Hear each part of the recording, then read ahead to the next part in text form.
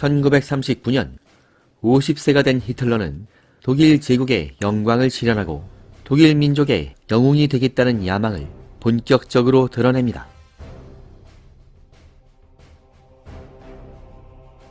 독일군의 재무장을 선언했던 1935년 이후 4년 만에 독일의 군사력은 유럽 최강의 수준까지 도달했으며 독일 국방군의 병력은 150만을 넘어가고 있었죠.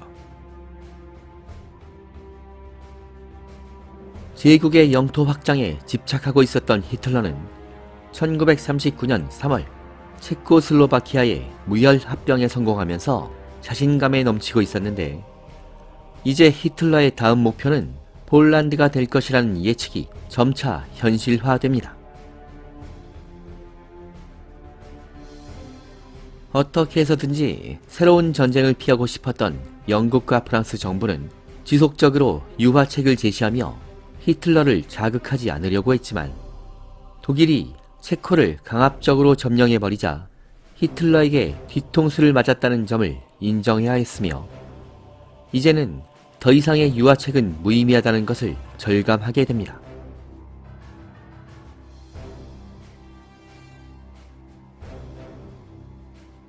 (1939년) 중반부부터 히틀러가 폴란드를 노린다는 징후가 뚜렷해지자 영국과 프랑스는 만약 독일이 폴란드를 침공한다면 즉시 독일과 전쟁에 돌입하게 될 것이라는 최후 통첩을 제시하며 히틀러를 압박하려고 했죠. 침략 위협에 노출된 폴란드 역시 싸워보지도 못하고 히틀러에게 굴복했던 체코의 전차를 밟지 않을 것으로 천명한 후에 조국 방위를 위한 결의를 다졌으며 상비군 총동원령을 발표하고 전군의 비상대기를 선언합니다.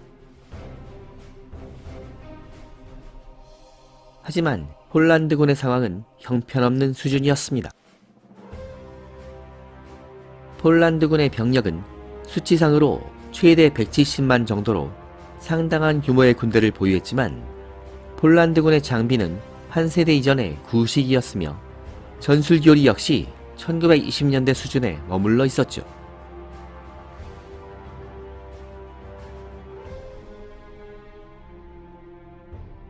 더구나 현대전의 필수적인 전차와 중포, 항공기들이 크게 부족한 상태여서 막강한 전투력을 보유한 독일군의 상대가 되기에는 어려워 보였습니다.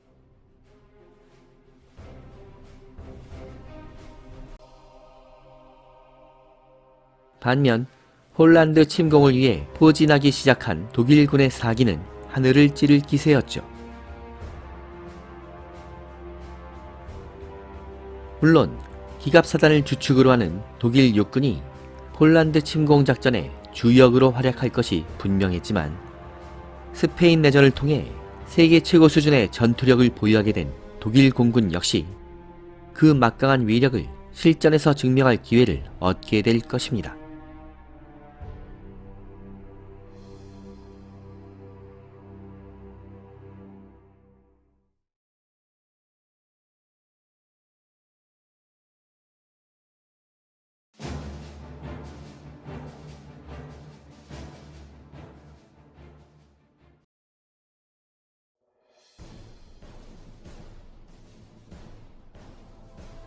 폴란드 침공이 임박했던 1939년 8월을 기준으로 독일 공군은 4,000대 가까운 고성능 항공기를 보유하고 있었으며, 수적인 면에서 유럽 최강의 항공 전력을 보유했다고 해도 과언이 아닐 정도로 급성장한 상태였습니다. 이것은 독일 공군의 공식적인 창설 후에 불과 4년 만에 이루어진 놀라운 성과였으며, 실전 배치된 항공기들은 질적인 면에서도 전통적인 라이벌 영국과 프랑스 공군의 항공기들을 압도하고 있었습니다. 독일 공군은 실전 배치된 기체들의 80% 이상을 세계 최고 수준의 신형기들로 교체하는 데 성공했지만, 이 무렵까지 영국 공군과 프랑스 공군이 실전 배치한 항공기들은 과반수가 현대전에 부적합한 구식 기체들이었죠.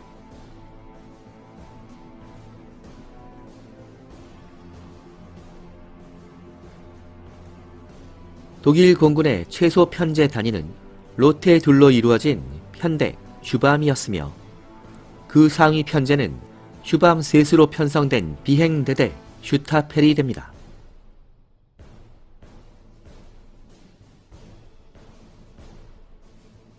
슈타펠의 상위 편제는 비행전대 그룹회로 불리게 되는데 각 그룹회는 슈타펠 셋이나 넷을 거느리게 됩니다.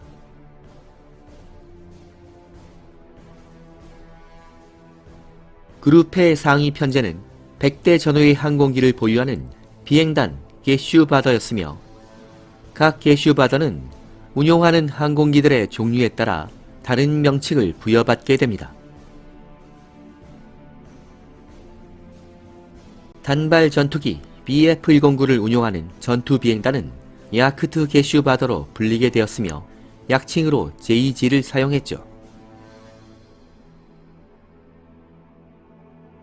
독일 공군의 항공기 전력 중 전투기의 비중은 30% 정도인 1200대 정도였는데 이 중에서 최신의 단발 전투기 BF-109E가 850대 정도였으며 야크트 게슈바더의 핵심 전력을 구성합니다.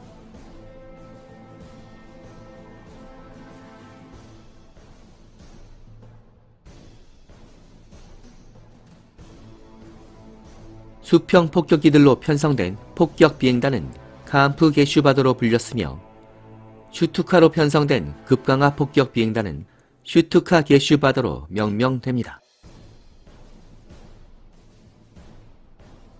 여기에 새롭게 배치가 진행되는 쌍발 중전투기 BF-110 젤스테러를 운용하게 되는 중전투 비행단은 젤스테러 게슈바더로 명명되었죠. 독일 공군이 큰 기대를 하고 있었던 쌍발 엔진의 중전투기 BF-110은 기수에 20mm 기관포 2문과 기관총 내정이라는 강력한 무장을 탑재하고 장거리 비행이 가능했으므로 적의 비행장을 타격하는 임무나 폭격기 호위 임무를 맡게 될 신형 항공기였습니다.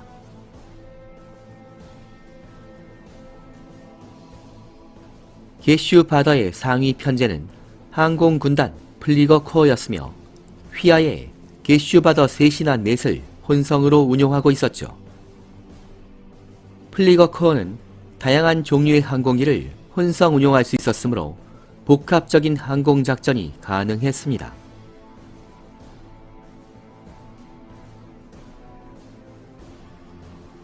항공군단 플리거 코어를 둘이나 셋을 합치게 되면 독일 공군의 최상위 편제 부대가 되는데 이것이 바로 항공함대 루프트플로테였으며 1000대 전후의 항공기를 운용하게 됩니다.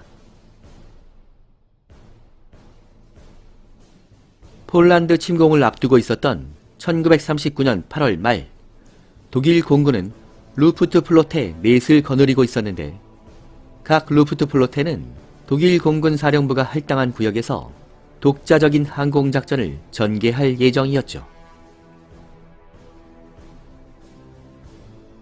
독일 공군은 영국과 프랑스를 견제하기 위해서 루프트플로테 2와 3를 서부로 이동시켜 프랑스 국경 방면에 배치했으며 폴란드 침공작전을 지원하기 위해서 루프트플로테 1을 독일 북부에 전개하고 루프트플로테 4를 독일 남부와 체코에 배치합니다.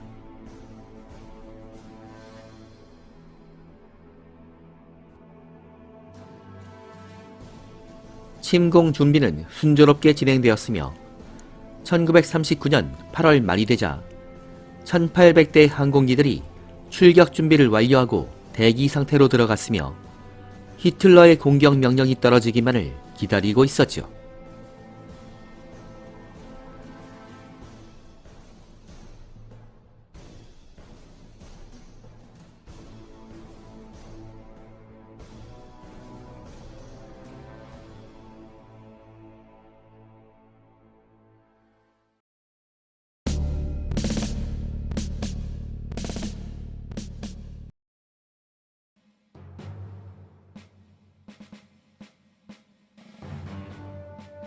히틀러의 침공 위협이 최고 수위로 고조되고 있었던 1939년 8월 말 국가 존망의 위기가 코앞에 닥친 상황에서 폴란드 공군의 전력은 그야말로 형편없는 수준이라고 해도 할 말이 없을 정도였습니다.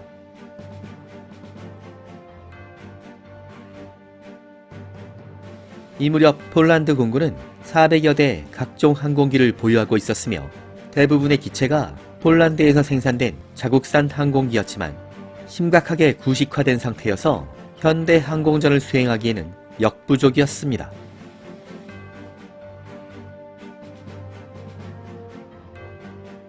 폴란드 공군의 폭격기 부대는 150대 정도의 전력으로 비교적 신형이었던 P-37 로스 폭격기 4개 대대와 P-23 카라스 경폭격기 5개 대대를 운용하고 있었지만 이 폭격기들은 너무 느려서 출격한다고 해도 독일 공군 전투기들에게 손쉬운 사냥감이 될 것이 불을 보듯 뻔했죠.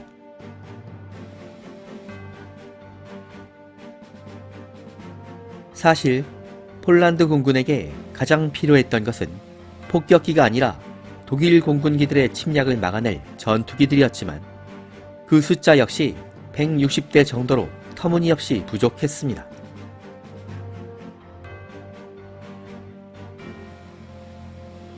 폴란드 공군의 주력 전투기는 128대가 배치된 PGL P-11과 30대 정도의 P-7이었지만 1700대가 넘는 독일 공군기들을 막아낸다는 것은 사실상 불가능해 보였으며 세계 최강의 성능을 자랑하는 BF-109를 대적하는 건 역시 힘들어 보였습니다.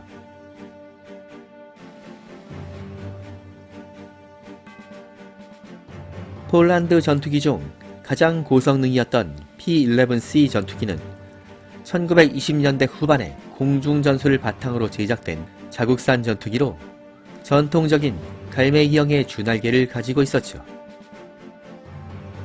이 전투기는 근접 공중전을 위한 선의 능력이 상당히 좋은 편이기는 했지만 최고 속도와 상승력, 급강하 능력에서 BF-109를 따라잡는 것은 불가능했습니다. 더구나 독일 공군의 전투기 조종사들은 스페인 하늘의 실전 경험을 통해서 선의 능력이 좋은 소련제 전투기들을 상대로 공중전을 전개하는 요령을 터득한 상태였죠.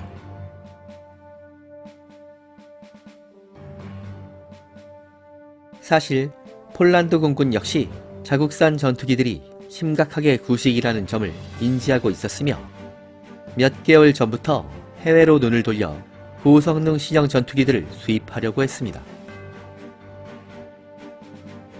영국과 프랑스, 미국에 파견된 긴급 구매사절단이 신형 전투기 구매 계약을 추진하고 있었는데 거래가 성사되고 항공기들이 수송선에 실려 폴란드로 출발할 무렵 이미 전쟁은 코앞에 다가와 있었죠. 결국 폴란드가 항복할 때까지 단 한 대의 신형 전투기도 폴란드에 도착하지 못하게 됩니다.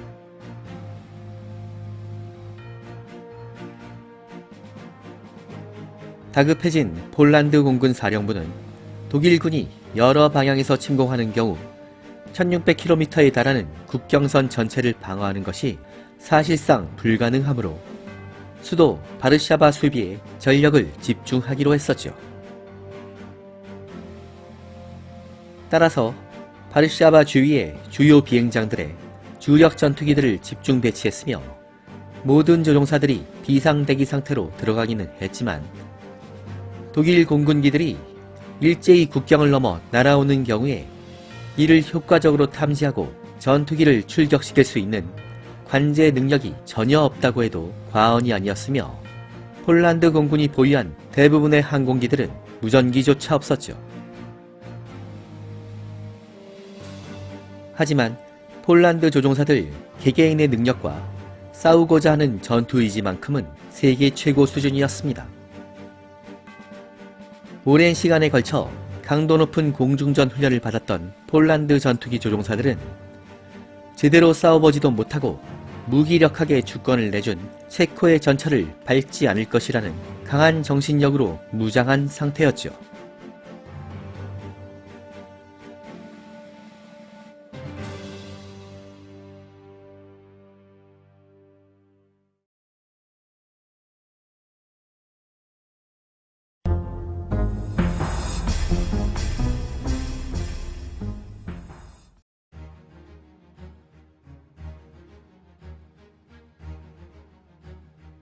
1939년 8월 중순부터 독일 공군의 고속 정찰기 D-57이 하루가 멀다 하고 폴란드 상공으로 침투하며 정찰 활동을 반복적으로 실시했는데, 이것을 불안하게 지켜보던 폴란드 공군은 전투기들을 매복시켜 이 정찰기를 요격하려고 했지만, 높은 고도를 빠른 속도로 침투하는 D-57은 폴란드 전투기들을 손쉽게 따돌려 버립니다. 독일군 사령부는 침공작전에서 가장 큰 위협 요인이 폴란드 공군이라고 판단하고 있었으므로 전쟁이 시작되자마자 독일 공군이 일제히 출격해서 폴란드 공군에게 치명적 타격을 입힌다는 결정을 내립니다.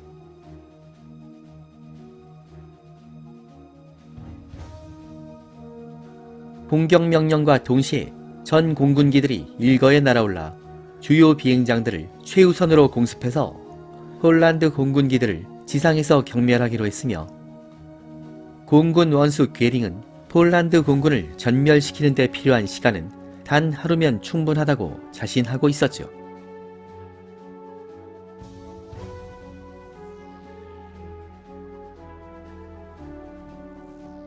(1939년 9월 1일) 새벽 4시, 엔진 시동을 걸고 대기 중이던 독일 공군의 슈투카 폭격기들이 한 대씩 지상을 박차고 동쪽으로 이륙합니다. 드디어 2차 세계대전의 시발점이 되는 백색 작전, 독일군의 폴란드 침공이 시작된 것입니다.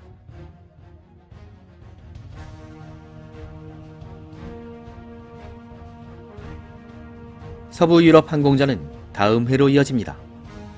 여기는 밀리터리 항공의 클래식 채널 불타는 하늘입니다.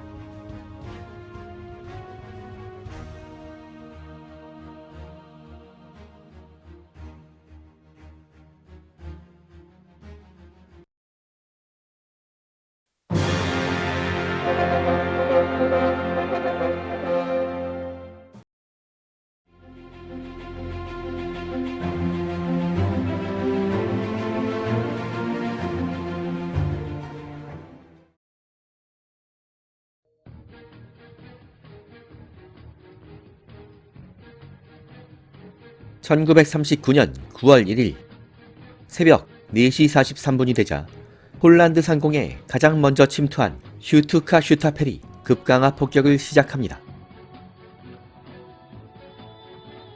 슈투카 편대가 노리고 있었던 공격 목표는 폴란드 중심부를 관통하는 비스와 강의 가장 큰 교량으로 교통의 요충지였던 트체프 철교였죠.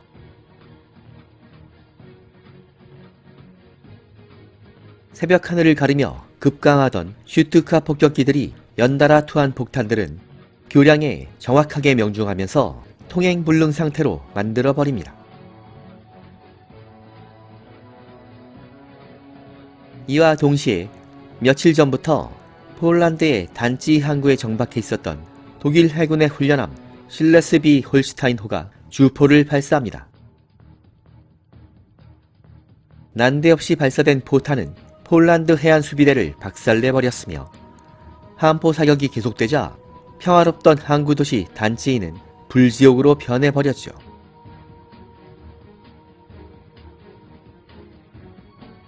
이것이 바로 2차 대전의 시발점이 되는 폴란드 침공 작전의 신호탄이었으며, 폴란드 국경에 집결하고 공격 명령만을 기다리고 있었던 44개 사단의 독일 육군 병력이 일제히 국경을 넘어 쏟아져 들어갑니다.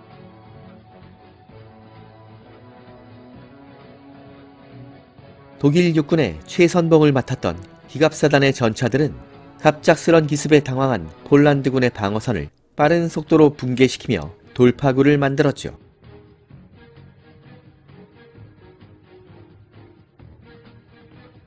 독일 전차들이 돌진해오며 방어선에 균열이 생기자 혼비백산한 폴란드군은 공황 상태에 빠져들었는데, 바로 이 순간 오토바이와 자동차에 탑승한 기계화 보병 부대가 연달아 돌입하며 폴란드 수비대를 순식간에 후방에서 포위합니다.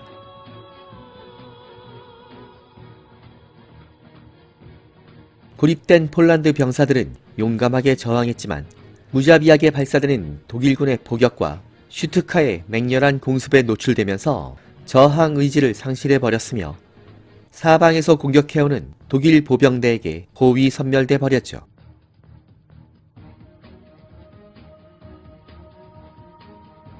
이것이 바로 독일군이 치밀하게 준비했던 새로운 공격 전술로서 빠른 속도로 적진을 돌파하는 전차 부대와 상공에서 원호하는 항공 전력, 그리고 보병 부대 간의 유기적인 조화를 바탕으로 하는 신개념의 속전속결 전술이었죠. 독일군이 폴란드에서 선보인 새로운 공격 전술은 훗날 전격전이라는 전설적인 별칭으로 불리게 됩니다.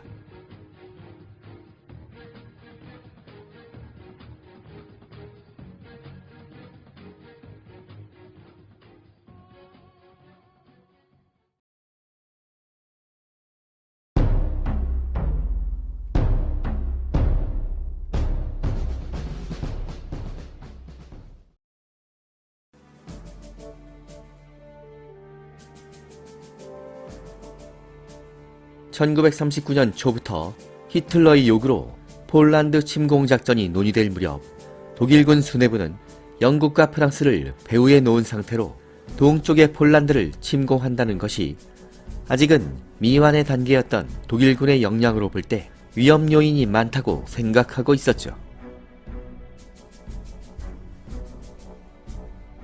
하지만 히틀러는 우유부단한 영국과 프랑스 정부가 즉각적인 참전을 결정하지 못할 것으로 주장했으며 이들이 망설이는 사이에 폴란드를 빠른 속도로 점령해버리면 된다는 주장을 강력하게 밀어붙입니다.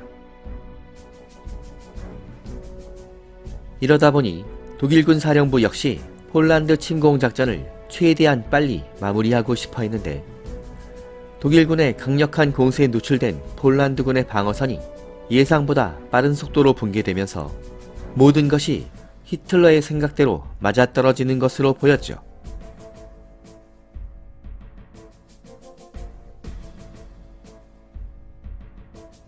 (1939년) 여름에 덥고 건조한 날씨는 폴란드의 광활한 평원지대를 독일군 전차 부대의 회속 진격을 위한 이상적인 무대로 만들어 놓았으며 가을로 접어들며 찾아온 화창한 날씨는 독일 공군 조종사들에게 최상의 조건을 제공해 준 것입니다.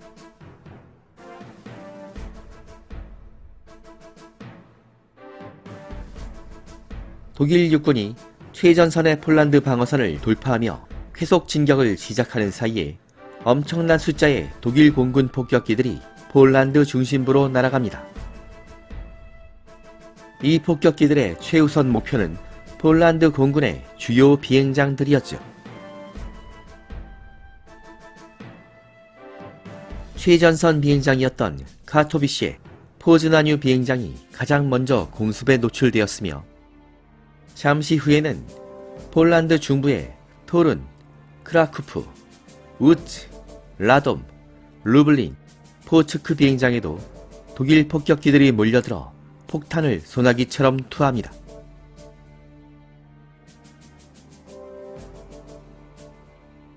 대부분의 폴란드 비행장들은 활주로가 구멍투성이가 되어버렸으며 지원시설 역시 쑥대밭으로 변해버렸죠.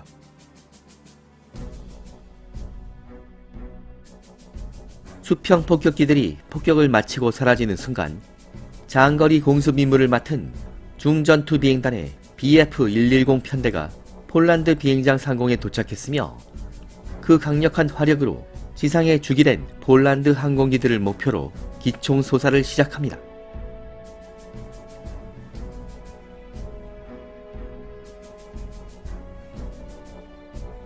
BF-110 편대가 지상 공격을 하는 사이에 폴란드 전투기들의 출현에 경계하며 상공을 엄호하던 BF-109 조종사들 역시 별다른 요격 징후가 보이지 않자 저공으로 내려와 비행장 공습에 가담합니다.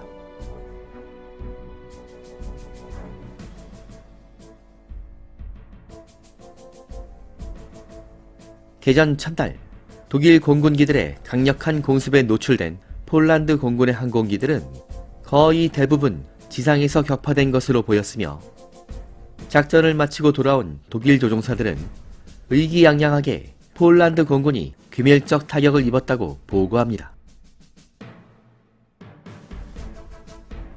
독일 공군 원수 괴링이 장담했던 것처럼 폴란드 공군은 단 하루 만에 전멸해버린 것일까요?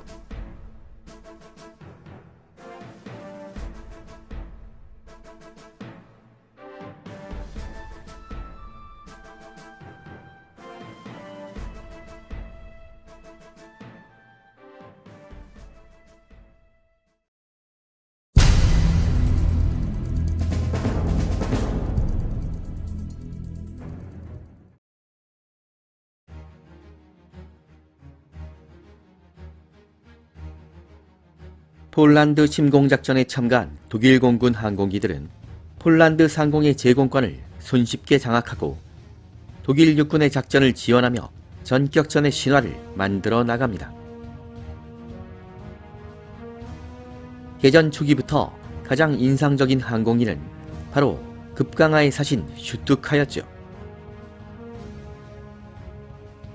독일 공군은 이때까지 실전 배치된 슈투카 384대 중에 300대 정도를 폴란드 전선에 투입하고 있었는데, 폴란드 상공에 나타난 슈투카들은 새로운 신무기 사이렌을 장착하고 있었습니다.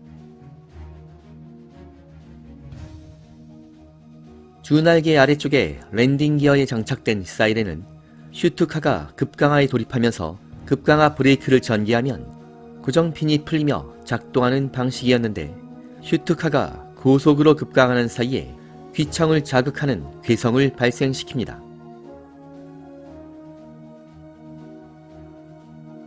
사실 풍력 사이렌은 상당한 항력을 유발했으므로 가뜩이나 느렸던 슈투카의 최고 속도를 시속 10km 정도 감소시키는 단점도 있었죠.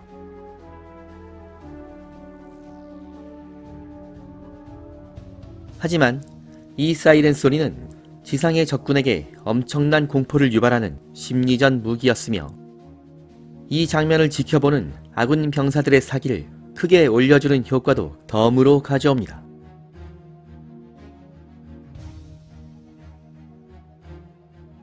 폴란드 침공작전에서 처음 선보였던 슈투카의 사이렌은 2차 대전 초기에 전 유럽을 공포로 몰아넣었던 독일 전격전을 상징하는 존재였으며, 예리코의 나팔이라는 전설적인 별명을 얻게 됩니다.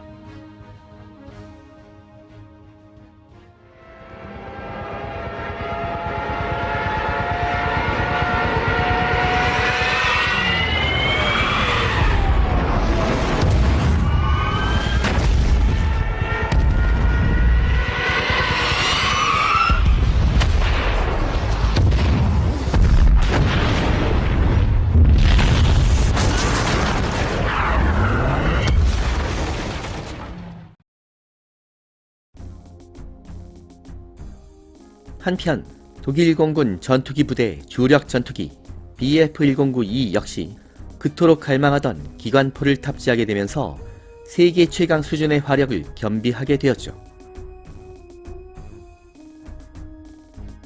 스페인 내전에서 처음 데뷔했던 BF-109E1은 기수와 주날개에 기관총 내정을 장비하고 있었지만, 이에 만족할 수 없었던 독일 공군 사령부는 보다 강력한 화력으로 업그레이드할 것을 줄기차게 요구하고 있었습니다.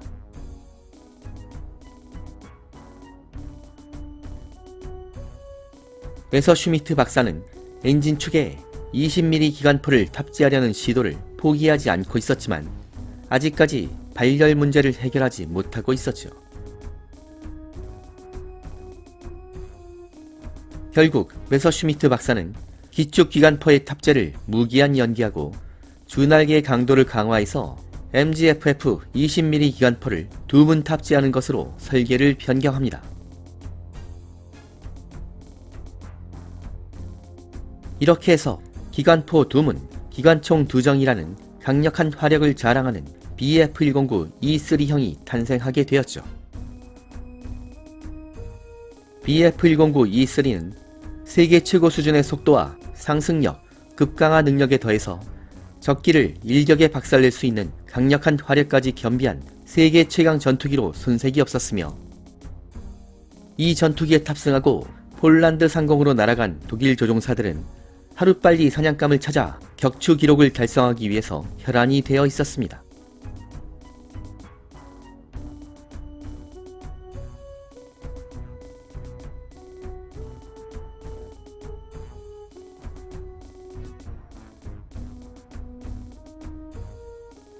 개전 첫날부터 무자비한 공폭작전을 펼치고 있었던 독일 공군의 폭격기 부대도 보다 성능이 강화된 신형 기체들로 무장하고 있었습니다.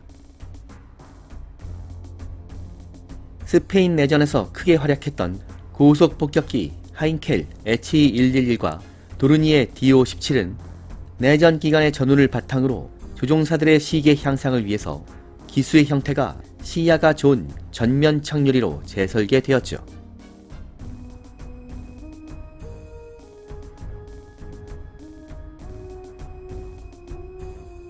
하지만 전면 착유리가 도입된 폭격기들의 기수 설계는 방어 능력 면에서는 감점 요인이 있었는데 적 전투기의 기총 사격을 받거나 대공포탄 파편에 노출되는 경우에 폭격기 승무원들이 위험해질 가능성이 매우 높아 보였습니다.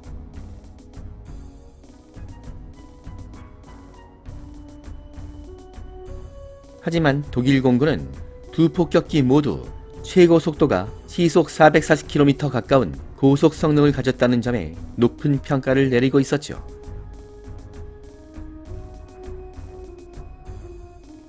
이 무렵 폴란드 공군의 주력 전투기였던 PGL P11의 최고 속도가 시속 390km 정도였으므로 이 폭격기들은 전장에서의 생존 가능성이 높을 것으로 예상했던 것입니다.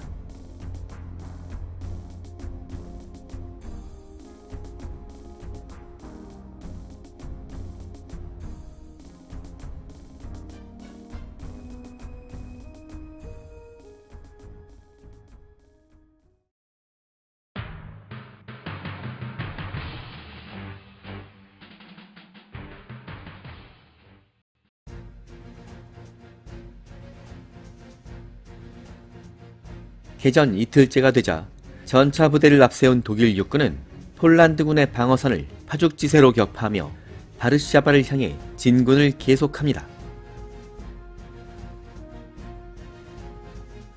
개전 첫날의 대규모 공습작전으로 폴란드 공군을 완벽하게 무력화시킨 것으로 판단한 독일 공군 사령부도 공습 목표를 변경합니다. 폴란드의 주요 철도 시설과 교통망, 산업시설에 대한 공습이 시작되었으며 독일 폭격기 부대의 눈부신 활약이 계속되고 있었죠.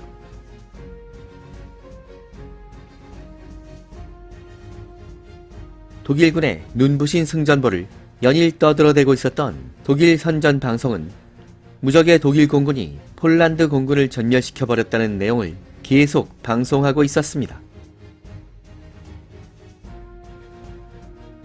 그런데 전멸한 줄 알았던 폴란드 전투기들이 곳곳에서 날아올라 독일 폭격기들을 괴롭히기 시작합니다.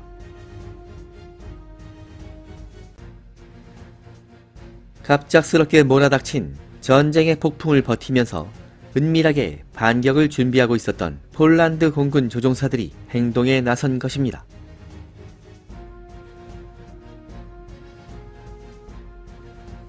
싸워보지도 못하고 물러서지 않겠다는 용전의 결의를 다지고 있었던 폴란드 조종사들은 중과부적의 상황을 극복할 수 있었을까요?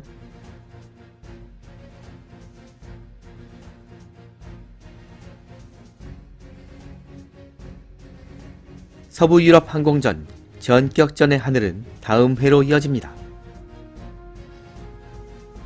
여기는 밀리터리 항공의 클래식 채널 불타는 하늘입니다.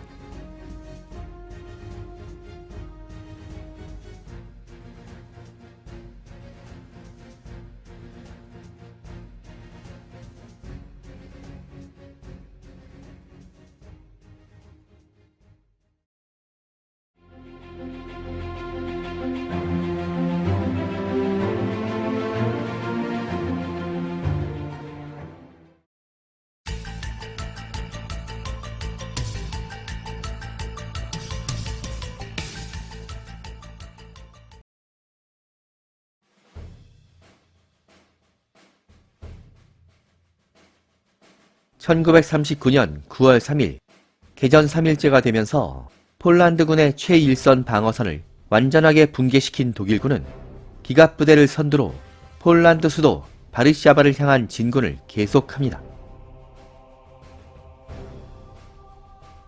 개전 3일 동안 하루에 60km씩 진군하는 놀라운 속도를 과시하고 있었던 독일군 기계화 부대는 폴란드군이 후퇴하는 속도보다 빨리 후방을 차단하고 포위망을 완성했으며 후속 보병대는 공군의 완벽한 지원 하에 폴란드 방어 거점을 포위 섬멸시키고 있었죠.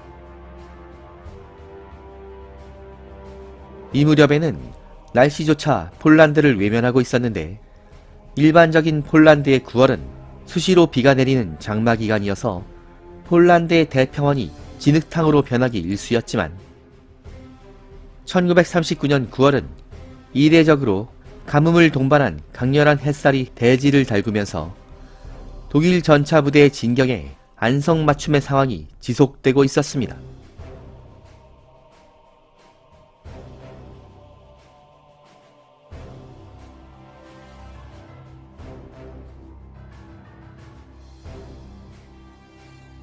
바르샤바 방면으로 후퇴한 폴란드군은 폴란드를 남북으로 가로지르는 비스와강을 천연의 장애물로 이용하기로 했으며 개전 첫날 폭격으로 손상된 트체프 철교를 비롯한 모든 교량을 폭파시켜 독일군의 진격을 차단하려고 했습니다.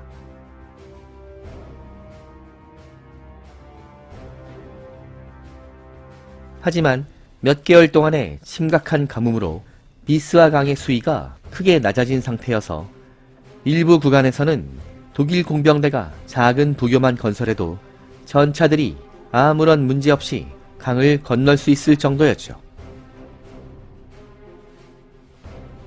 이러다 보니 폴란드군은 절망적인 상황에 몰리게 됩니다.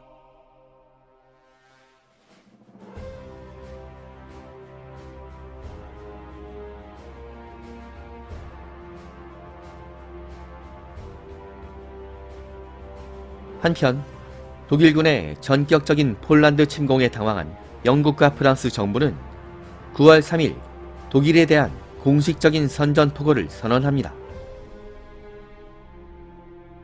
이렇게 해서 2차 세계대전이 공식적으로 시작되었죠.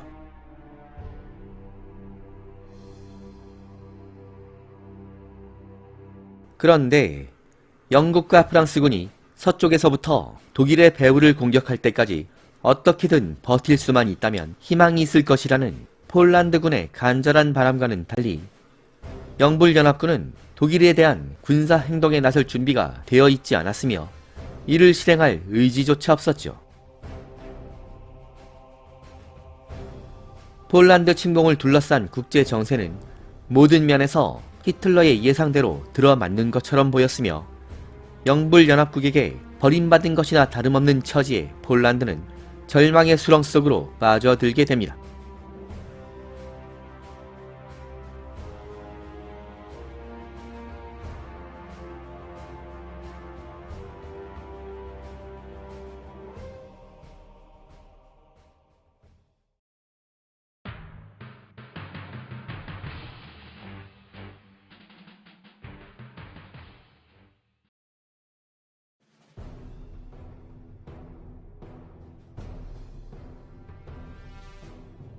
개전 3일째가 되자 독일 공군 정보부는 폴란드 공군을 완전하게 전멸시켰다고 주장했으며 독일 공군 사령부는 폴란드 비행장에 대한 폭격을 중단하고 9월 4일부터는 독일 육군의 작전을 지원하기 위한 항공작전에 전력을 집중하기로 결정합니다.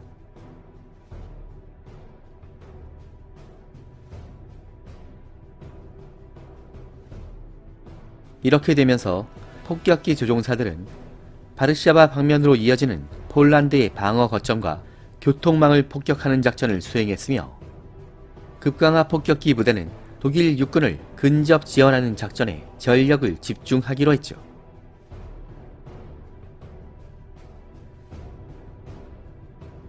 육군과의 공지합동 작전이 본격화되자 급강하 폭격기 슈투카 조종사들이 전선의 상공을 휘저으며 크게 활약합니다.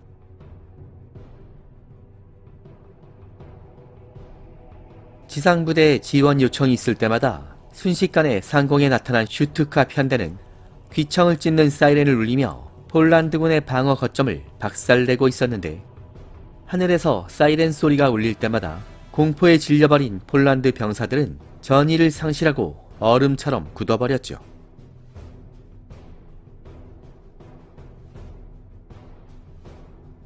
바르샤바를 향한 독일군의 진격 속도는 가속이 붙었으며 9월 4일 폴란드 정부는 바르샤바 사수를 포기하고 루마니아로 탈출해버렸으며, 개전 일주일 만에 독일군 선발대는 바르샤바를 둘러싼 포위망을 완성합니다.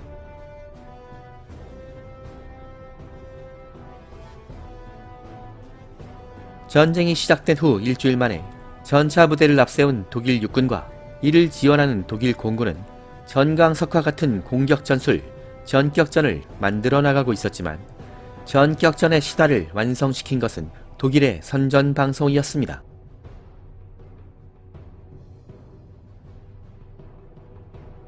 괴펠스가 지휘하는 독일의 선전방송은 전차와 기계화 보병대의 활약상과 함께 독일 공군의 무자비한 폭격 장면을 신문과 조작된 영상 자료를 통해 유포하고 라디오를 통해서 독일군의 빛나는 전과를 반복해서 방송하고 있었는데, 이런 프로파간다에 전 세계가 감쪽같이 속아 넘어갔으며, 독일 육군의 모든 부대가 다수의 전차를 운용하며 기계화된 것으로 오인하고 과대평가하게 되었죠.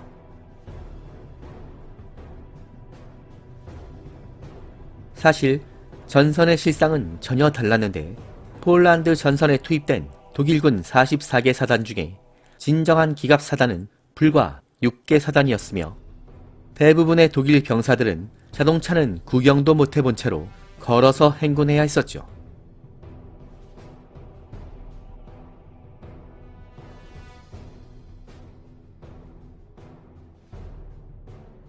최전방으로 탄약과 식량을 운반하는 보급 부대조차 대부분의 경우에 자동차보다는 말과 술에 의존하고 있었습니다.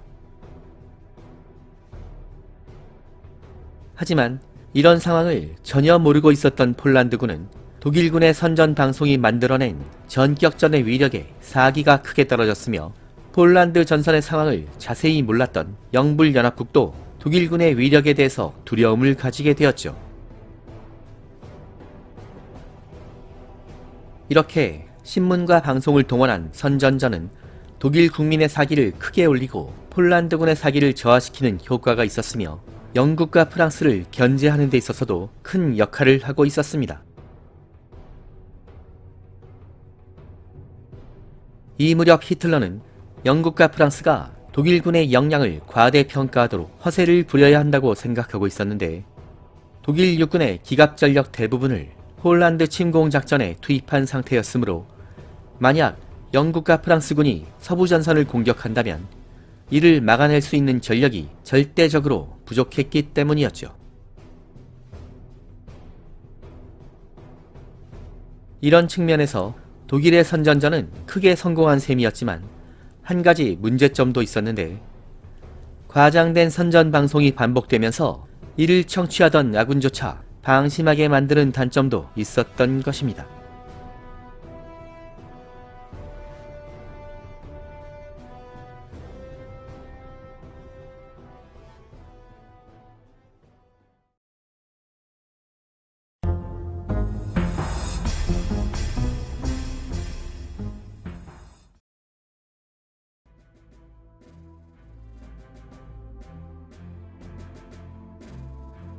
모든 전선에서 폴란드 방어선을 쉽게 돌파하며 승승장구하는 분위기가 지속되자, 독일군 내부에서도 전과를 과도하게 부풀리는 것에 대해서 문제 삼지 않는 분위기였는데, 이런 상황 속에서 몇 가지 위험 징후가 간과되고 있었습니다.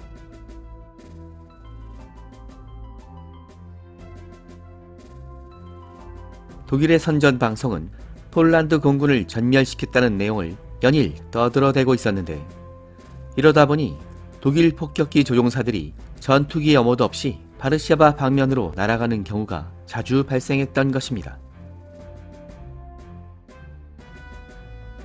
그런데 전멸한 줄 알았던 폴란드 전투기들이 갑자기 나타나 요격을 걸어오기 시작합니다.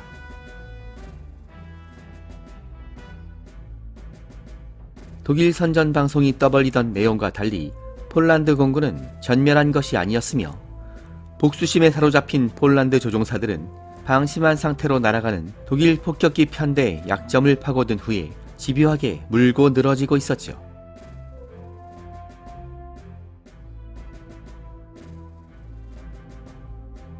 전멸했다고 하던 폴란드 공군이 도대체 어떻게 전투기들을 날려보낸 것일까요?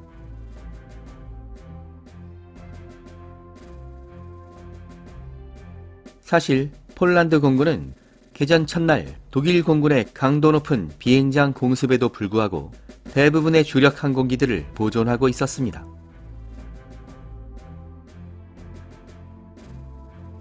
이것은 전쟁이 시작되기 전부터 폴란드 공군이 나름대로의 대비책을 준비했기 때문이었죠.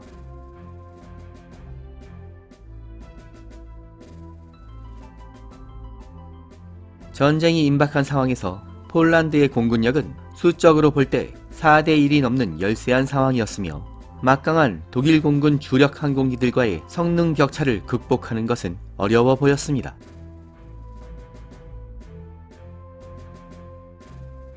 폴란드 공군 사령부 역시 전쟁이 시작된다면 대부분의 공군 비행장들이 독일 공군기들의 최우선 목표가 될 것이라는 점을 예측하고 있었죠. 따라서 폴란드 공군은 항공 전력의 열세를 인정하고 철저하게 게릴라 전술로 대항한다는 전략을 세운 후에 실행에 옮기고 있었습니다. 독일 공군 정찰기들에게 노출된 주요 비행장과 활주로 근처에는 전술적 가치가 없는 구식 항공기들과 고장난 기체들을 잘 보이도록 주기시켜서 독일 공군의 공습을 유발하는 미끼 전술을 사용하기로 했는데, 이런 항공기들 중에는 나무와 캔버스로 만든 가짜 항공기들도 있었죠. 이와 동시에 주요 비행장들에서 어느 정도 떨어진 장소에 은밀하게 임시 활주로를 다수 건설했으며, 임시 활주로로 이동 배치시킨 주력 전투기들과 폭격기들은 나무와 풀로 위장해서 은폐하는 작업이 실시된 상태였습니다. 개전 첫날 폴란드 공군의 유인 전술은 나름대로의 성과를 올립니다. 전쟁 시작과 동시에 폴란드 비행장을 최우선으로 파괴하기 위해서 대거 날아온 독일 공군기들은 활주로를 구멍투성이로 만들었으며 지상에 주기된 폴란드 항공기들을 신나게 파괴했지만, 이 기체들은 대부분 미끼였으며 은폐된 임시 활주로에는 폭탄이 한 발도 떨어지지 않았죠.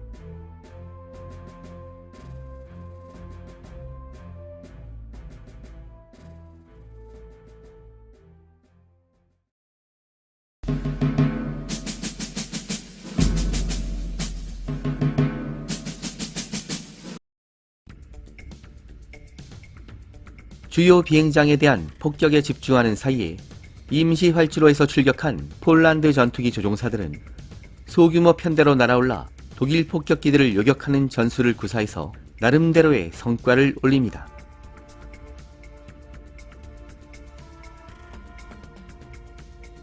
개전 첫날부터 폴란드 전투기들의 매복에 걸린 독일 폭격기들의 손실이 발생하고 있었는데, 폭격기들은 연일 야금야금 격추되고 있었으며 처음 일주일 동안 하루 평균 10대 폭격기들이 폴란드 전투기들에게 격추됐을 정도였습니다.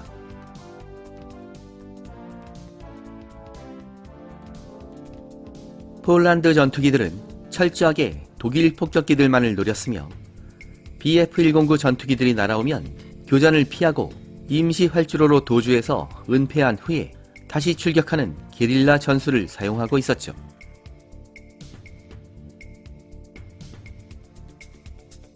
폭격기 부대 누적 손실이 크게 늘어나자 위협을 감지한 독일 공군 사령부는 폴란드 전투기 경계령을 발동하고 전투기들의 호의가 없이는 폭격기들의 출격을 자제하라는 명령을 내립니다.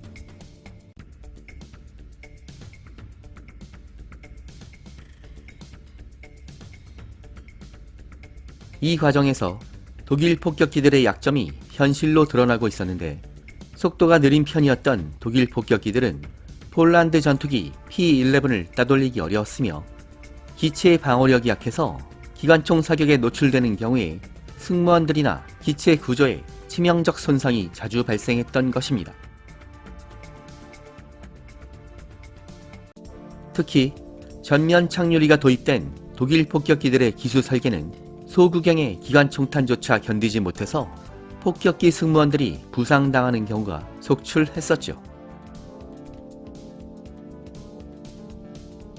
폴란드 상공에서 드러난 독일 폭격기들의 문제점은 전격전 승리에 도취된 독일 공군 사령부에 의해 무시되고 있었는데, 훗날의 영국 본토 항공전에서는 독일 공군 폭격기 부대에게 재앙을 몰고 오는 치명적인 약점으로 주목받게 됩니다.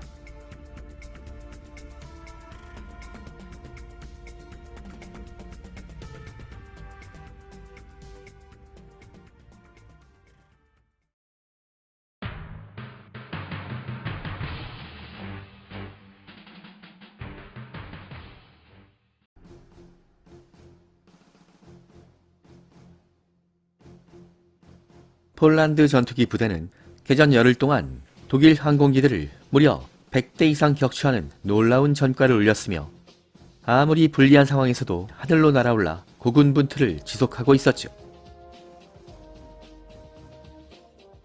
하지만 압도적인 열세 속에 치열한 교전이 반복되면서 폴란드 전투기의 손실도 급속하게 늘어났으며, 전체 전력의 과반수가 넘는 79대의 전투기를 열흘 만에 손실하게 됩니다. 하지만 폴란드 전투기 부대는 연료와 탄약이 남아있는 한 최후의 한 명까지 싸우겠다는 용전의 결의를 굽히지 않고 있었죠.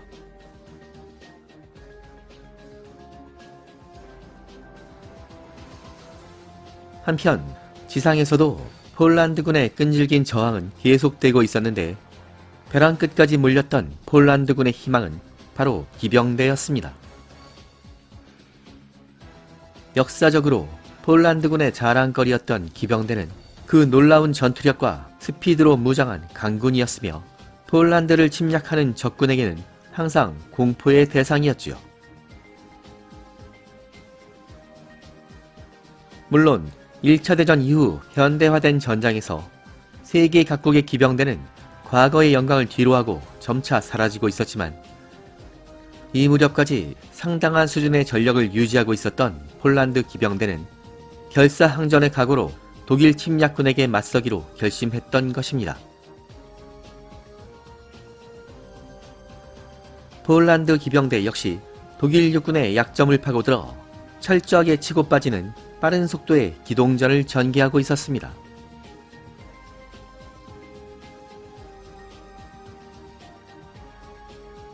과연 폴란드 공군과 기병대는 전격전의 폭풍에 휘말린 조국 폴란드를 구원할 수 있었을까요? 서부 유럽 항공전 전격전의 하늘은 다음 회로 이어집니다. 여기는 밀리터리 항공의 클래식 채널, 불타는 하늘입니다.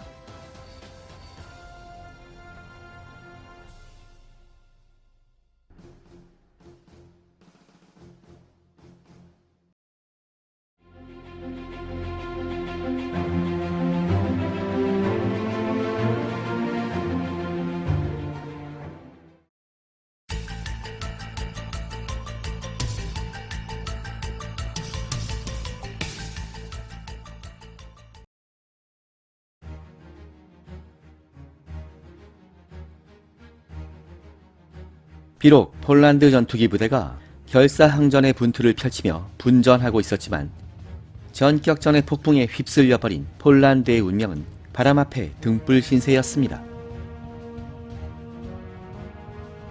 거의 모든 폴란드 방어군은 독일군의 신속한 진격 속도에 완전히 압도당했으며, 아군과의 연락망이 단절되면서 고립된 후에 포위 섬멸되는 경우가 대부분이었죠.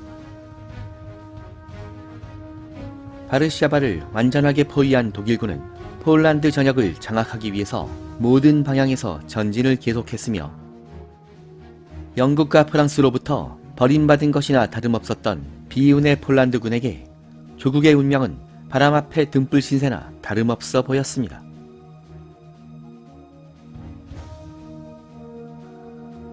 하지만 폴란드군은 절망적인 상황으로 몰리면서도 용전의 결의를 굽히지 않았으며 불리한 상황에서도 끝까지 싸우는 경우가 많았습니다.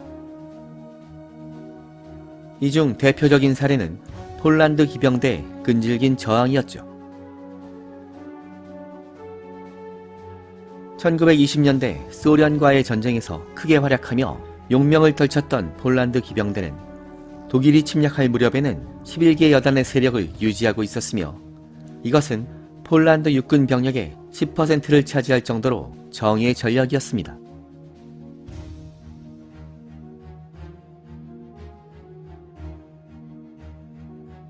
폴란드 기병대는 자체 포병 전력을 보유하고 있을 정도여서 상당한 전투력을 보유하고 있었지만 전차 부대를 앞세운 독일군에게 기병 전력으로 맞서 싸운다는 것은 시대에 뒤떨어진 전술 사상으로 전혀 희망이 없어 보였죠.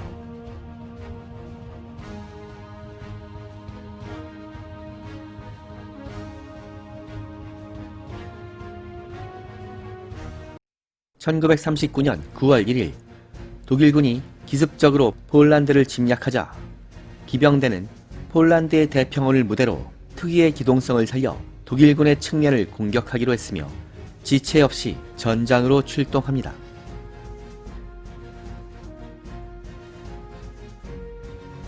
개전 첫날 갑자기 들이닥친 독일군에게 포위된 아군 보병부대를 구원하기 위해서 가장 먼저 전장으로 달려간 부대는 폴란드의 최정예 울란 기병대 예하의 제1기병대대였죠.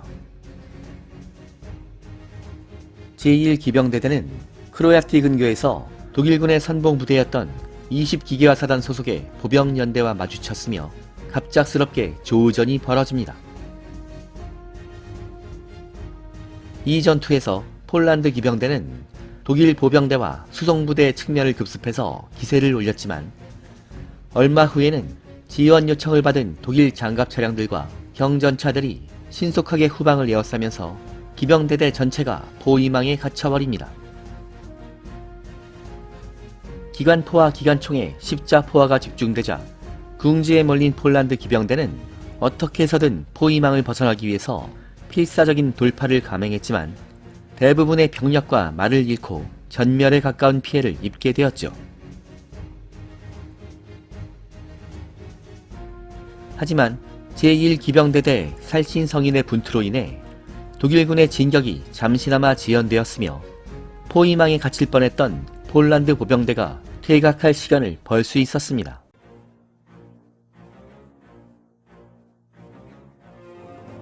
이 전투가 끝나자 독일과 이탈리아에서 파견된 종군 기자들이 독일군의 압도적인 승리와 폴란드 기병대의 참혹한 피해 상황을 대서특필을 했는데 독일 선전부대는 폴란드군의 무능함과 함께 현대화된 독일군의 전술적 우월성을 입증하는 사례라며 대대적인 선전전을 벌였죠.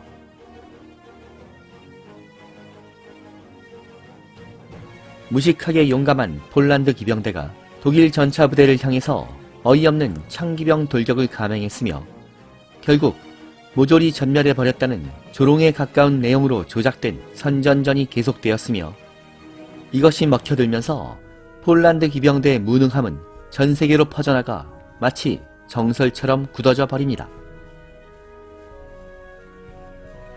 독일 선전전의 위력은 대단해서 2차 대전이 끝난 후 발간된 주류 역사 서적에서도 폴란드 기병대의 창기병 돌격 사건을 무능한 구시대의 상징 전술 정도로 언급하는 경우가 많았으며 아직까지도 이런 내용을 정설로 기록한 매체들이 있을 정도입니다. 하지만 실상은 전혀 달랐는데 이 무렵의 폴란드 기병대는 소형 전차 탱켓을 소량씩 운용하기도 했으므로 폴란드 기병대 지휘관들 역시 독일 기계화 부대를 향해 기병 돌격을 감행하는 것이 자살 행위나 다름없다는 것을 잘 알고 있었습니다. 따라서 대부분의 상황에서 전선에 투입된 기병들의 주무기는 창이 아니라 소총이었으며 말을 타고 신속하게 이동해서 독일군 근처까지 접근하면 말에서 내린 후에 은밀하게 매복하고 있다가 교전하는 전술을 사용했죠.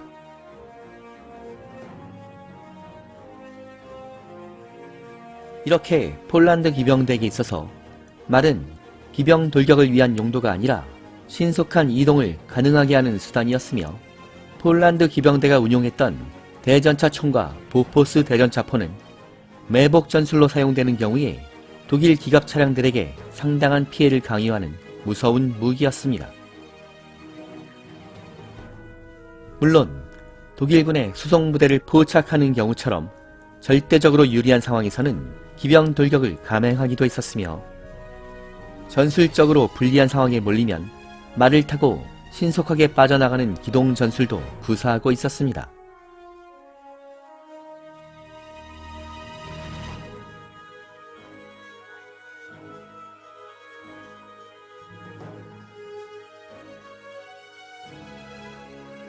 하지만 이런 용감한 저항에도 불구하고 대세는 완전히 기울어 있었는데, 용맹한 폴란드 기병대는 전황이 크게 악화되는 상황에서도 끝까지 굴복하지 않고 독일군의 후방을 괴롭히며 끈질기게 저항을 지속합니다. 대부분의 기병들은 조국 폴란드가 항복을 선언한 후에도 저항군으로 활동하면서 독일 점령군을 괴롭혔으며, 최후까지 살아남은 병력들 중 많은 숫자가 루마니아를 경유해서 프랑스와 영국으로 이동한 후에 자유 폴란드군의 일원으로 종군을 지속하며 2차 대전이 끝날 때까지 독일군과 싸우기도 했었죠.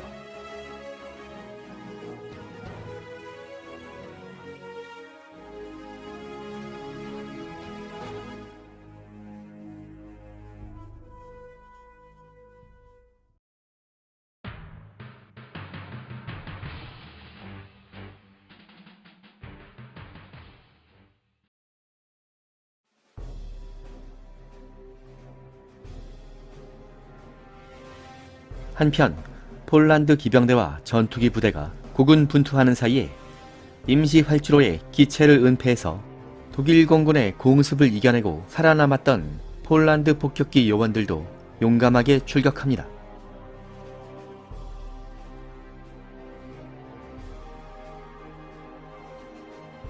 선봉에서 진군하던 독일 전차부대 지휘관들은 독일의 선전 방송을 청취하면서 개전 첫날 폴란드 공군이 소멸했다고 판단한 상태였으며, 대부분의 전차부대는 절대로 진격 속도를 늦추면 안 된다는 명령을 받은 상태였죠.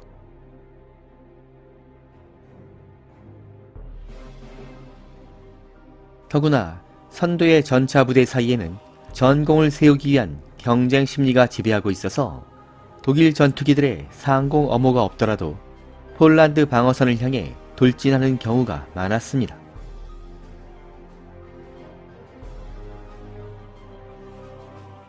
빠른 속도로 진군하는 기갑부대는 상공을 경계할 대공포 전력도 부족한 상태였지만, 야전 지휘관들은 폴란드 폭격기들의 위협은 전혀 없을 것으로 낙관하고 있었죠.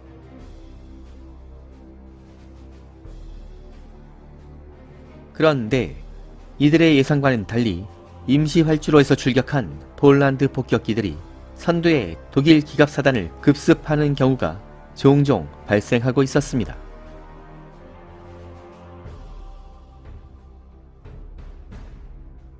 폴란드 공군이 전멸한 것으로 생각하고 대공 경계를 느슨하게 했었던 독일 전차 부대는 폭격에 노출되자 속수무책이었으며, 개전 며칠 만에 전차 수십 대가 손실되는 피해를 입었죠.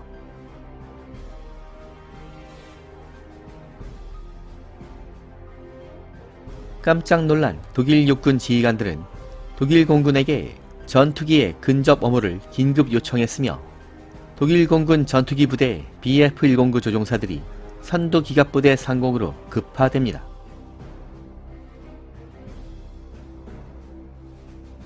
전공에 목말라 하던 BF-109 조종사들에게 속도가 느리고 덩치가 큰 폴란드 폭격기들이 날아온다는 것은 반가운 일이었으며, 죽음을 두려워하지 않고 계속 날아오는 폴란드 폭격기들이 BF-109의 요격에 노출되면서 막대한 희생을 치르게 되었죠.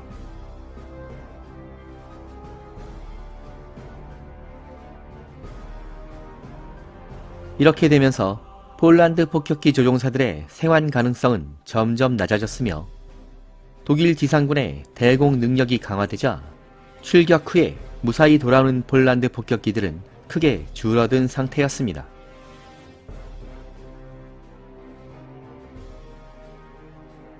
개전 일주일 만에 폴란드 폭격기 부대는 전력의 3분의 1을 손실하는 치명적 타격을 입었지만 폭격기 승무원들은 이대로 앉아서 지상에서 죽는 것보다는 단 한 발의 폭탄이라도 떨어뜨리고 죽겠다는 사생결단의 각오로 출격을 멈추지 않고 있었습니다.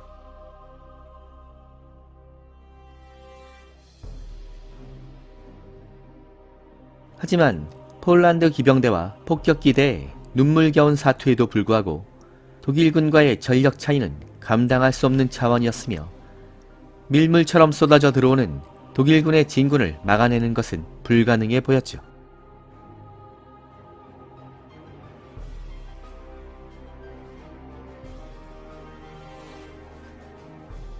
은밀하게 유지되던 임시 비행장들도 독일 정찰기들에게 탐지된 후에 공습에 노출되고 항공작전이 불가능해지는 경우가 속출했으며 설상가상으로 폴란드 지상군의 방어선이 너무나 빨리 붕괴되면서 독일 전차 부대가 최전선 폴란드 비행장을 점령하는 경우가 속출합니다.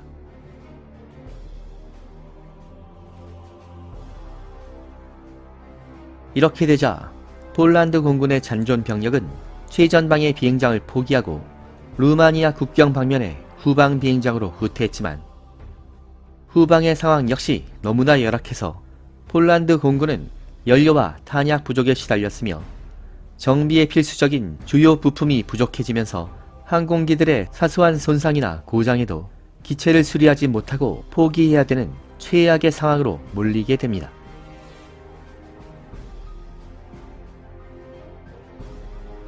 개전 2주일 만에 폴란드 공군은 더 이상의 항공작전이 불가능한 상태가 되었으며 하루도 빠짐없이 치열한 전투를 수행하는 과정에서 230명이 넘는 항공요원과 주력 항공기 330대를 전투 손실합니다.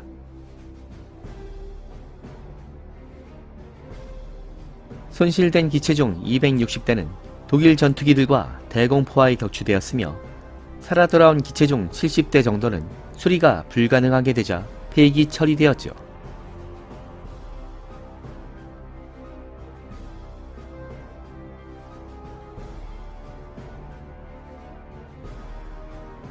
필사적인 사투에도 불구하고 더 이상의 항공작전이 불가능해지자 살아남은 폴란드 공군 조종사들과 지상 요원들은 100여 대의 생존 항공기를 몰고 이 무렵까지는 우호적이었던 루마니아로 후퇴했으며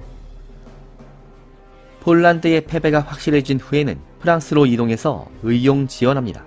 이렇게 해서 프랑스 공군 휘하에 자유 폴란드 비행대가 결성되었으며 폴란드 조종사들은 2차 대전의 막바지까지 독일 공군과의 전투를 지속하게 됩니다.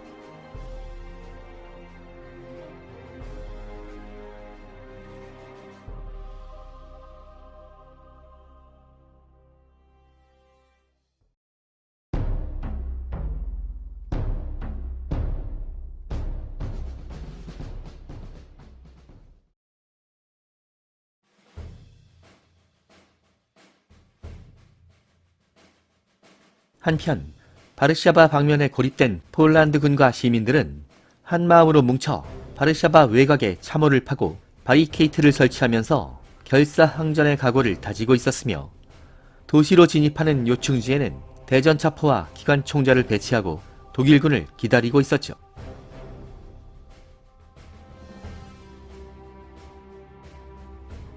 개전 이후부터 빠른 속도로 전진을 계속하던 독일군 역시 전쟁이 길어지자 예상치 못했던 상황에 직면하고 있었습니다. 9월 9일에는 독일 제4기갑사단이 바르샤바로 향하는 길목에서 매복해 있던 폴란드 대전차포 부대에게 걸려들어 큰 손실을 입었는데 단 3시간의 전투에서 무려 57대 전차를 손실하고 물러나야 했었죠.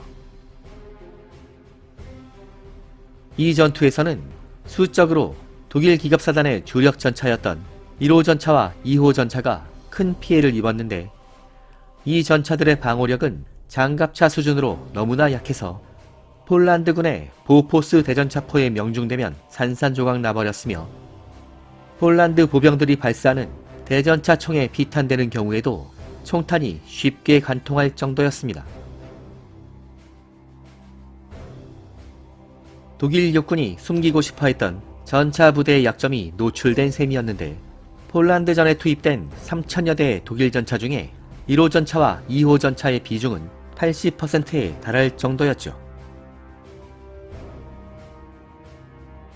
바르샤바 외곽에서는 시가전이 벌어지고 있었는데, 파괴된 건물에 숨어서 화염병을 투척하며 저항하는 바르샤바의 시민의용군과 요소요소에 숨어 총탄을 날려대는 폴란드군 저격병들로 인해서 독일 보병대도 어려운 싸움을 지속하고 있었습니다.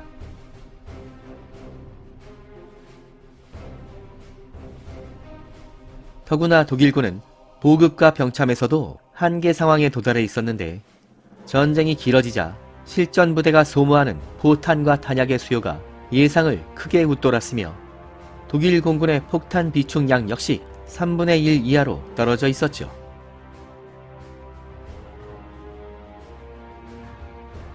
속전속결을 원하던 히틀러와 독일 공군 사령부는 초조해지기 시작했는데, 만약 이런 상태로 전쟁이 길어진다면 영국과 프랑스군에게 전쟁을 준비할 시간을 주게 될 것이며, 준비를 마친 영불연합군이 서부 국경선을 공격한다면 주력 부대가 폴란드 전선에 묶여있는 독일군은 어려운 상황을 만나게 될 수도 있었죠.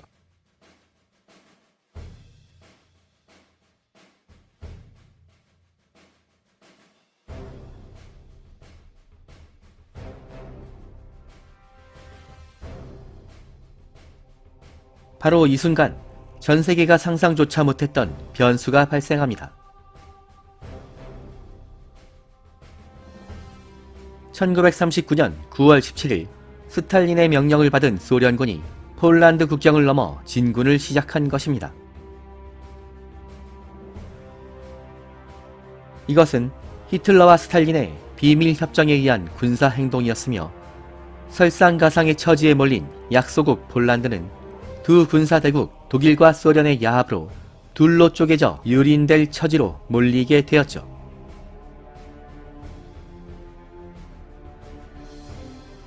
스탈린의 참전 소식은 완벽한 승리를 원하고 있었던 히틀러를 더욱 자극하게 되는데, 히틀러는 신속하고 결정적인 승리를 위해서 바르샤바에 대한 강력하면서도 파멸적인 타격을 입히라는 명령을 내립니다.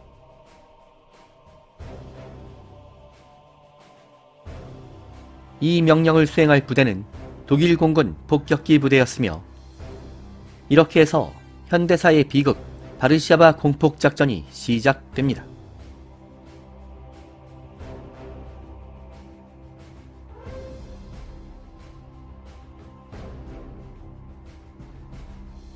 백척간두의 위기에 몰린 바르샤바의 운명은 어떻게 될까요?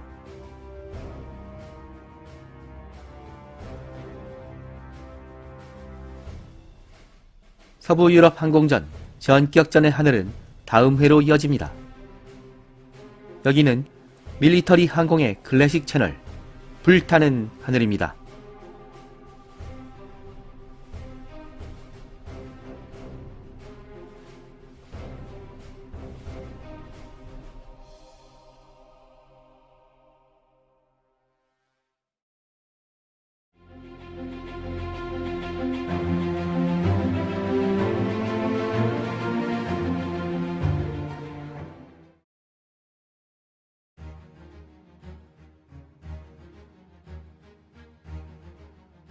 (1939년 9월 25일) 바르샤바 외곽에 포진한 폴란드 방어군과 시민 방위대원들은 초긴장 상태로 독일 전차 부대의 공격을 기다리고 있었습니다. 바르샤바가 독일군에게 완전히 포위되면서 신라 같은 희망조차 사그라들고 있었지만, 결사항전의 결의를 다지고 있었던 폴란드 병사들과 시민들은 모든 진입로에 바리케이트를 설치하고 대전차포를 배치한 후에 독일군이 접근하기만을 기다리고 있었죠.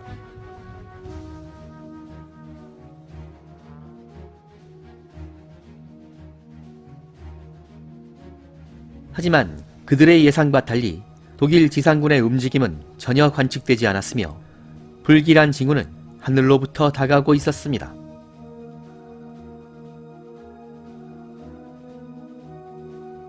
오전 8시가 되자 여명과 함께 출격한 독일 공군 폭격기들의 대군이 엄청난 폭음을 울리며 바르샤바 상공에 도착합니다.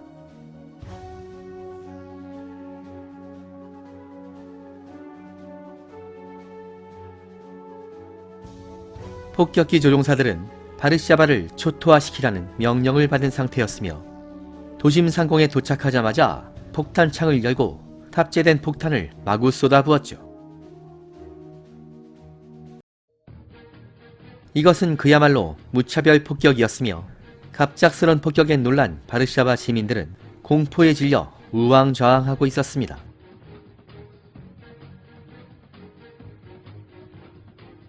폭격에 노출된 고층 건물들이 도미노처럼 무너지고 있었으며 바르샤바 도심은 거대한 불길과 폭연으로 한 치 앞도 보이지 않는 지옥으로 변해버립니다.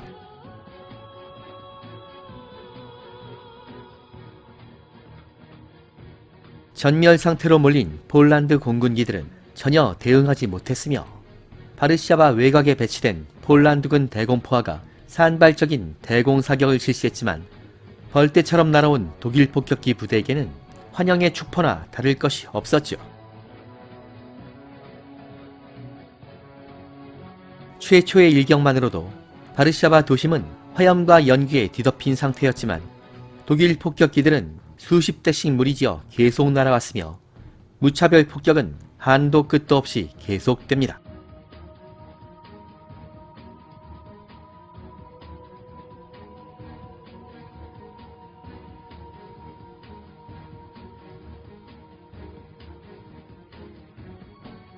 최대한 빠른 시간 안에 폴란드 점령 작전을 마무리하기 원했던 히틀러는 독일 공군에게 총력을 동원하라는 명령을 내렸으므로 독일 공군 사령부는 가동 가능한 폭격기 전력을 긁어 모은 상태였는데 폭격기 부대에서 물러나 수송기로 사용되고 있었던 융커스 52까지 폭탄을 탑재하고 작전에 참가했을 정도였죠.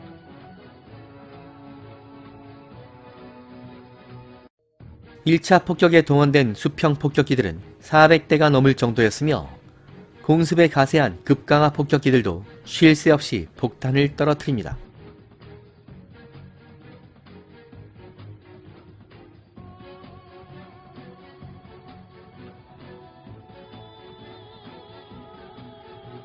이날의 공폭작전에서 독일 폭격기 부대의 출격 횟수는 1150소티에 달하고 있었으며 투하된 폭탄은 총 600톤 정도였는데 이 폭탄들 중 10% 정도가 도시 파괴를 위한 소위탄이었습니다.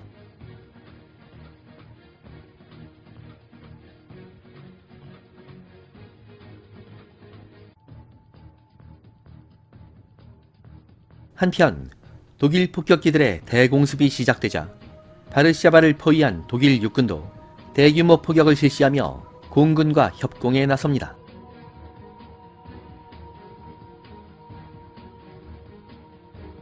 애초에 독일 포병대는 바르샤바 외곽에 폴란드군 방어 거점을 노리고 있었지만 얼마 후에는 도심 지역까지 목표로 설정되었죠.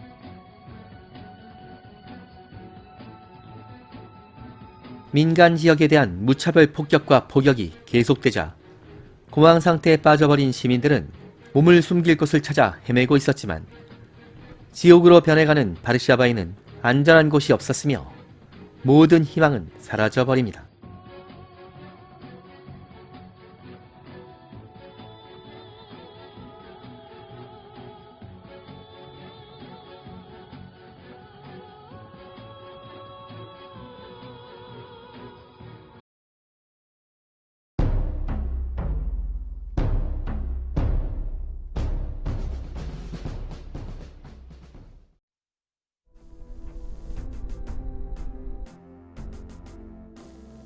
어둠이 찾아오자 드디어 폭격이 끝났지만 바르샤바를 뒤덮은 불길은 밤새도록 꺼지지 않았으며 다음 날인 9월 26일 해가 떠오르자 바르샤바를 덮쳤던 참상이 만천하에 드러납니다. 도심의 40%가 큰 피해를 입은 상태였으며 바르샤바 중심부에서는 멀쩡한 건물을 찾아보기 힘들 정도였는데 폐허로 변해버린 폴란드의 수도는 죽음의 기운이 감싸고 있었죠.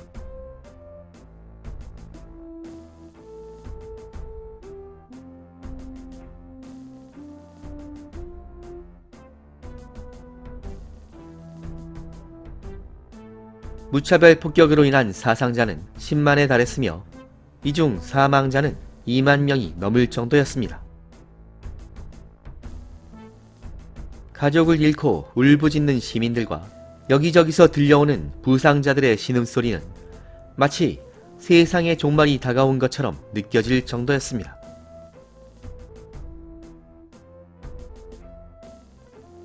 독일 공군의 무자비한 대폭격은 폴란드 수비대와 바르샤바 시민들의 저항 의지를 꺾어버렸으며 독일 육군의 기갑부대가 시 외곽의 방어선을 뚫고 사방에서 진입하기 시작하자 폴란드 사령부는 더 이상의 저항은 무의미한 희생만 키울 것으로 판단했으며 다음 날인 9월 27일 백기를 들고 무조건 항복을 선언하게 되었죠.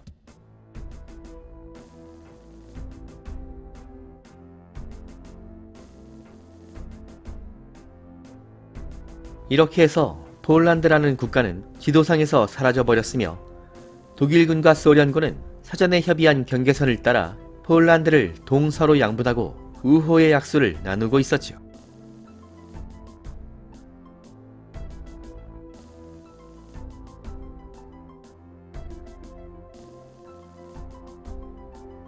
한편 독일 공군의 가공할 위력을 전 세계에 과시했다며 의기양양해진 독일 공군 원수 괴링은 축배를 터뜨리고 있었습니다.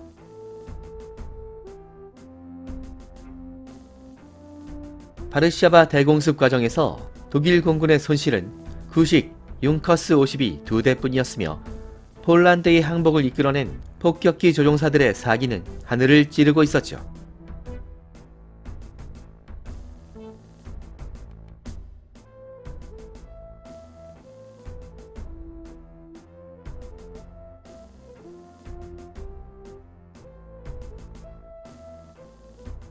(1937년 4월) 스페인의 게르니카에서 자행된 독일 공군의 무차별 폭격으로 5,000명이 넘는 사상자가 발생했을 당시만 해도 인구가 밀집된 도심 지역에 대한 폭격 행위 자체가 전 세계를 놀라게 했었죠. 그런데 불과 2년 5개월 후에 바르샤바에서 벌어진 무차별 폭격은 게르니카의 10배가 넘는 희생자와 엄청난 참상을 남기며 전 세계를 경악하게 만들었던 것입니다.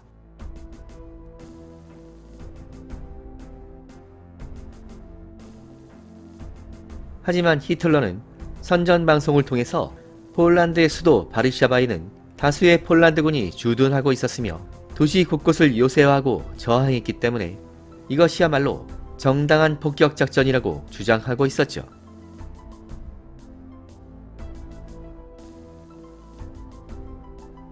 불과 4주 만에 폴란드 점령작전을 성공시킨 히틀러와 독일군 사령부는 이 성과에 크게 만족했으며 향후의 전쟁에서도 인구가 밀집된 대도시를 폭격하는 것이 적국의 저항 의지를 꺾어버리고 굴복시킬 수 있는 유효한 전술의 하나로 인식하게 됩니다.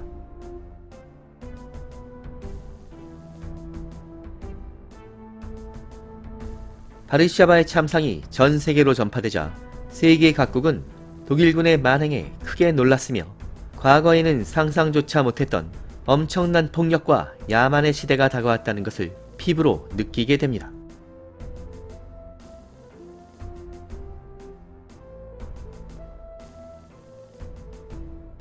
물론 승전에 들떠 있었던 히틀러와 독일군 사령부는 불과 몇 년 후에 그들이 자랑하던 독일의 대도시들이 정반대의 참상에 노출될 것이라는 점을 상상조차 못하고 있었죠.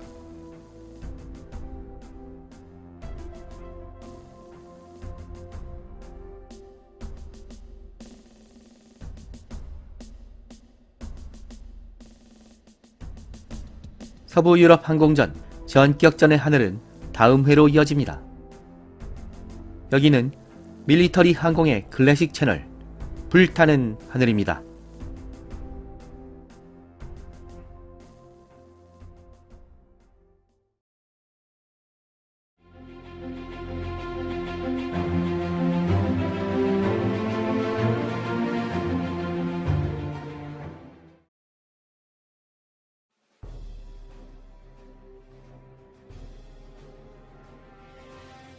폴란드 침공 작전이 크게 성공하자 기세등등해진 히틀러는 성대한 환영 퍼레이드를 개최했으며 거리로 쏟아져 나온 독일 국민들은 위풍당당한 군인들의 행진에 열광적인 환호를 보냅니다.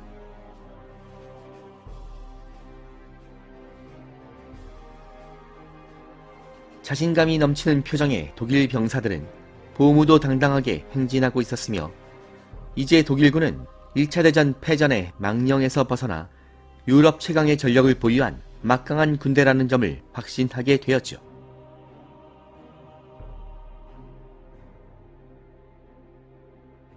전쟁이 시작된 후에 폴란드가 항복하는 데까지 걸린 시간은 불과 4주였는데 이것은 폴란드군이 최소한 2개월 이상을 버틸 것으로 믿었던 영불연합군에게 충격과 공포를 몰고 오는 파격적인 결과였습니다.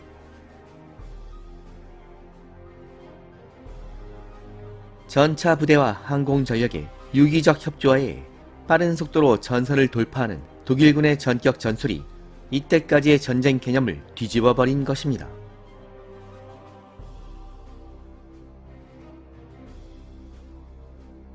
독일의 선전 방송과 언론들은 폴란드 전선을 장악한 독일군의 엄청난 성과를 계속 떠들어대고 있었죠. 물론 실제보다 부풀려진 상당히 과장된 내용들과 영불연합군을 기만하기 위한 거짓 정보들이 많이 섞여 있었지만 전 유럽을 초긴장 상태로 몰고 가기에 충분한 효과가 있었습니다.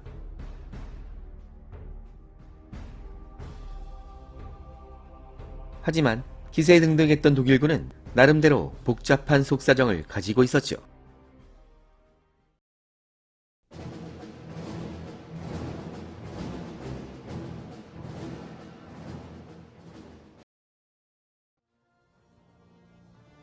독일 육군은 폴란드전을 통해서 막강한 전차 군단의 위력을 전 세계에 과시했지만 실상은 전차 전력이 충분하게 준비되지 않은 상태에서 전쟁을 시작한 상태였습니다. 전쟁이 발발할 무렵 독일 육군의 전차 전력은 수치상으로 3,000대가 넘었지만 이 중 90%는 1호 전차와 2호 전차였는데 이 전차들의 화력과 방어력은 사실상 장갑차 수준에 불과했습니다.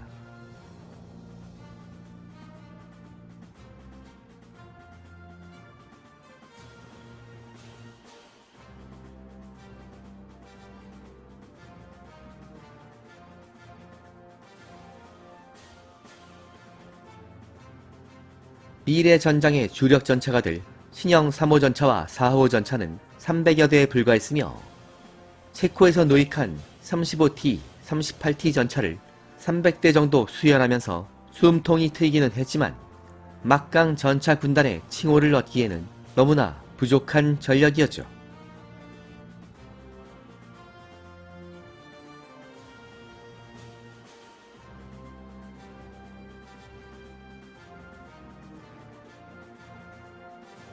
폴란드 전선에서 독일군의 인명 손실은 1600명 정도의 전사자와 부상자 3200명 정도로 애초에 예상보다 경미한 편이었지만 전차의 손실은 674대로 전체 전력의 20%가 넘는 심각한 수준의 손실이 발생한 상태였습니다. 전쟁 전부터 우려했던 대로 장갑이 빈약했던 1호와 2호 전차들이 큰 피해를 입었는데 손실된 전차의 80%에 달하고 있었습니다.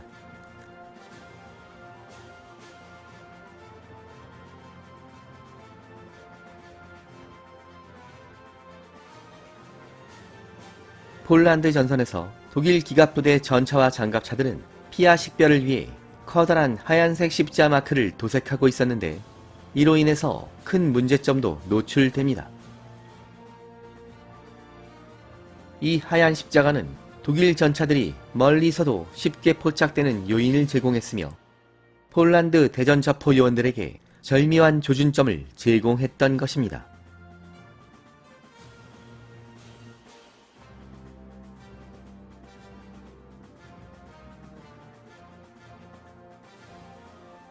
이런저런 문제점으로 폴란드전에서 독일 기갑부대는 예상보다 많은 손실을 입었지만 실전에서 드러난 문제점들은 독일 육군에게 큰 교훈이 되었으며 다가올 미래 독일 전격 전술의 완성도를 높이는 계기가 되었죠.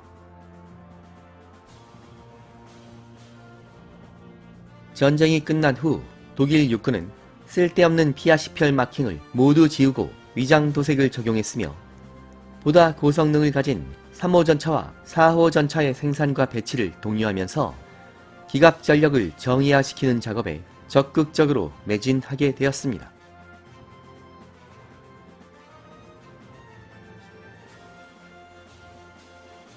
여기에 더해서 빠른 속도로 진군하는 기갑부대가 주역이 되는 전격 전술을 지원하기 위해서 보다 효율적인 보급선을 유지할 수 있어야 한다는 점을 알게 됩니다.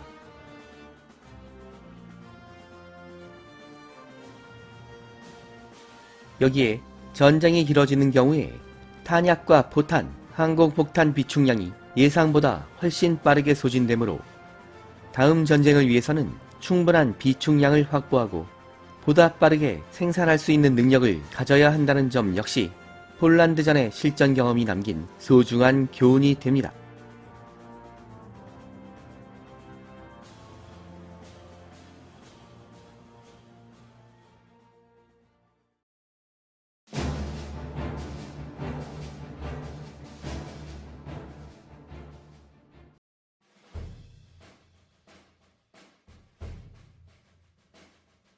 한편 바르샤바를 맹폭하며 폴란드의 최종적인 항복을 이끌어낸 독일 공군도 폴란드 전선에서의 눈부신 활약으로 세계 최강 수준의 손색이 없는 막강한 전력을 과시합니다.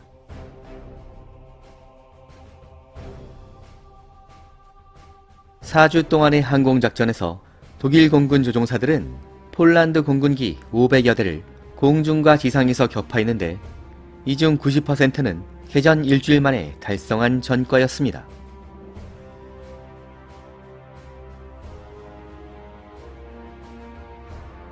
물론 초반의 공습에서 살아남은 폴란드 공군기들이 게릴라 전술로 대항하며 방심한 독일 폭격기들에게 상당한 피해를 입히기도 했지만 막강한 BF-109 전투기들이 본격적으로 투입되자 제공권을 장악하고 폴란드 공군기들을 일수하는 데는 열흘이면 충분했죠.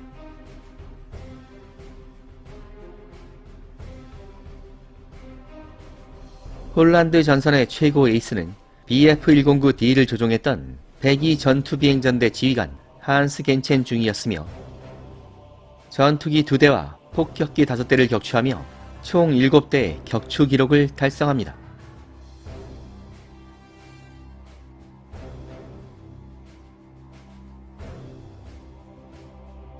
이 무렵 폴란드 전선에 투입된 전투기 부대는 대부분의 경우 최신의 BF-109E로 무장했었지만 백이 전투비행 전대는 구형 BF-109D 46대로 편성된 상태였는데 폴란드전에서 적기 28대를 격추하며 용명을 떨쳤으며 지상공격작전에서도 적기 50대 격파를 추가로 달성하며 가장 뛰어난 전과를 올린 비행전대라는 영광을 얻게 되었죠.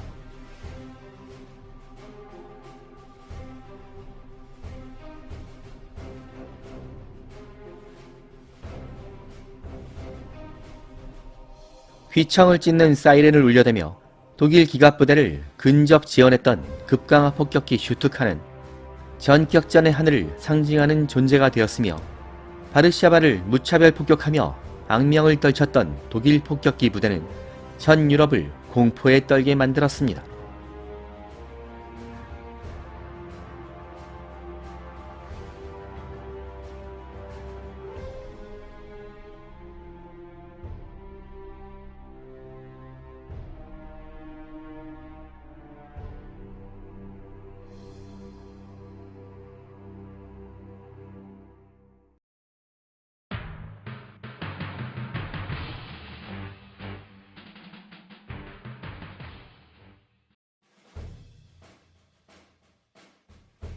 폴란드 공군에 비해 4대 1이 넘는 수적 우세와 압도적인 고성능 항공기들을 보유한 독일 공군이 폴란드 전선을 손쉽게 장악한 것은 너무나 당연해 보였지만 독일 공군 역시 폴란드전을 통해서 수많은 시행착오를 경험하고 있었습니다.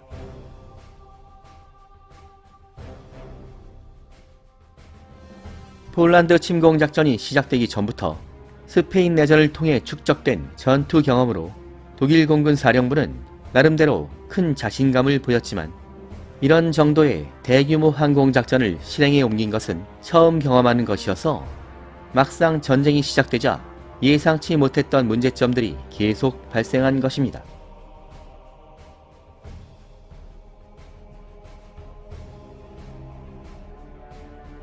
일방적으로 제공권을 장악하며 폴란드 공군기들을 압살할 것이라는 예상과 달리 수치상으로 드러난 공중전 결과는 실망스러운 것이었습니다.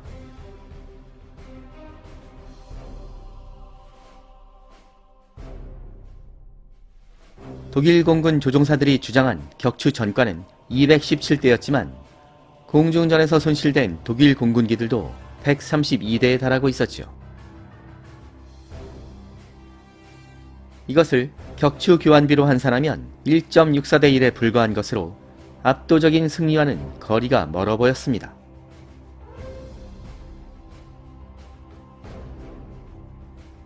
대부분의 경우에 공중전에서 손실된 기체들은 폴란드 전투기들의 게릴라 전술에 걸려들었던 독일 폭격기와 수송기들이었죠.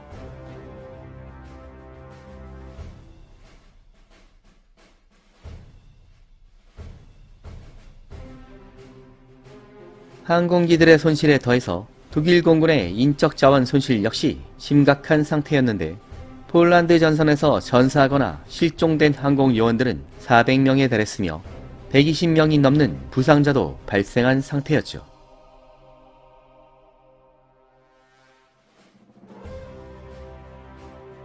물론 독일 공군 사령부는 이런 수치를 극비사항으로 취급하며 철저하게 숨기고 있었으며 터무니없이 과장된 내용을 떠들어대고 있었던 독일 선전 방송은 영국과 프랑스군이 독일 공군의 전력을 과대평가하게 만들었으며 폴란드전에서 발생한 예상외의 손실 상황을 완벽하게 은폐하는 데 크게 기여합니다.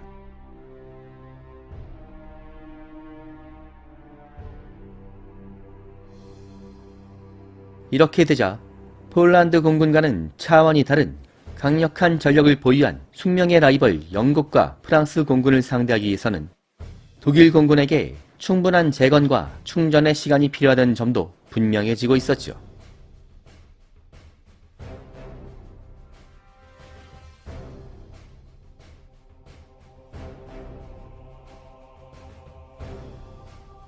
한편 폴란드 전선에서는 완벽한 것으로 보였던 공지합동 작전에서도 수많은 시행착오가 발생합니다. 독일 육군이 예상보다 훨씬 빨리 진격하다 보니 독일 폭격기들의 오폭이 자주 발생했으며 지상부대와의 소통에도 문제가 발생해서 공군기들이 전차부대의 진격에 필요한 교량을 파괴해버리는 경우도 종종 있었죠.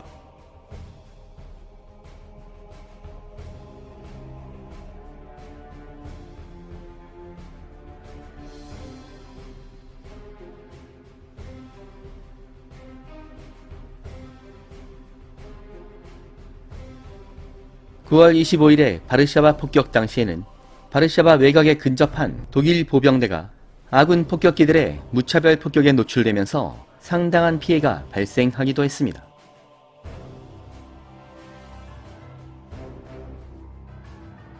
하지만 이렇게 실전에서 발생한 다양한 시행착오는 독일 공군에게 있어서 무엇과도 바꿀 수 없는 소중한 경험이었으며 미래의 전장을 압도할 수 있는 능력을 키울 수 있는 대도약의 발판이 되었죠.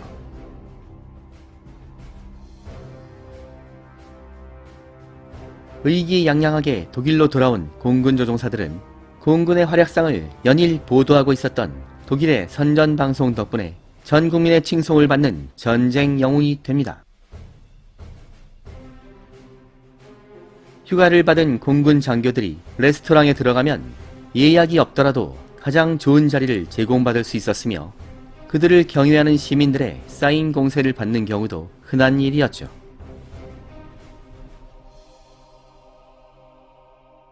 이렇게 되자 독일 공군의 장성들로부터 말단 병사들까지 루프트와퍼가 세계 최강의 항공 전력을 가졌다는 사실에 의심을 품지 않았으며 독일 공군 내부에는 불패 분위기가 감돌고 있었습니다.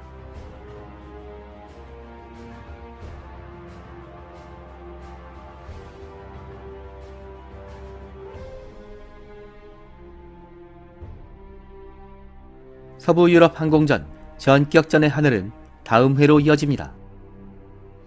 여기는 밀리터리 항공의 클래식 채널 불타는 하늘입니다.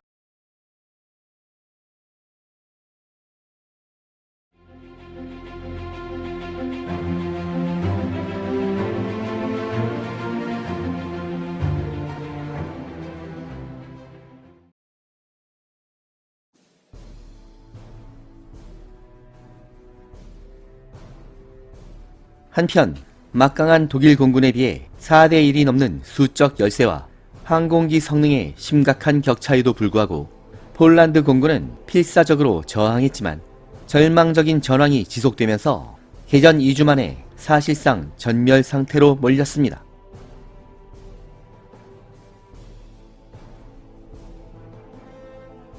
전쟁 초기 열흘 동안에는 독일 공군의 초반 공습에서 살아남은 전투기 조종사들이 끈질기게 날아올라 게릴라 전술로 요격전을 구사하며 나름대로의 성과를 올리기도 했으며 폭격기 조종사들 역시 용감하게 날아올라 독일 육군에게 상당한 피해를 입히기도 했었죠.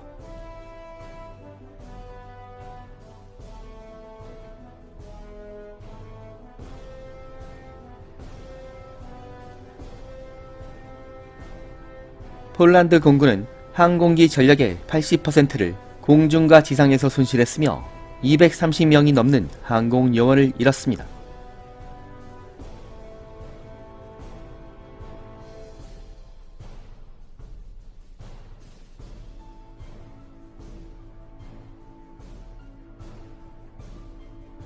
독일군의 전격 전술로 전선이 급속하게 붕괴되고 야전 비행장들이 독일 육군에게 신속하게 점령되는 과정에서 폴란드 공군은 소속 항공요원과 지상요원을 통틀어 8천여 명의 총 병력 중 과반수가 사상하거나 실종 처리됩니다.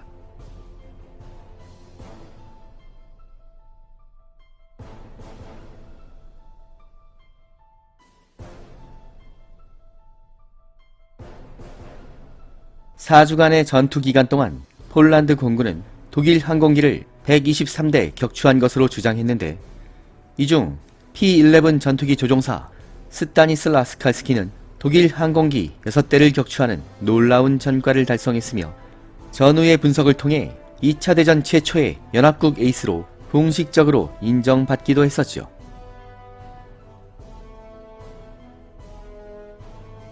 하지만 독일군의 전격전은 마치 거대한 해일처럼 폴란드를 붕괴시켰으며 소련군까지 참전하면서 중과 부적의 상황이 지속되자 궁지에 몰린 폴란드 공군의 생존 병력들은 피눈물을 삼키며 조국을 포기해야 했습니다.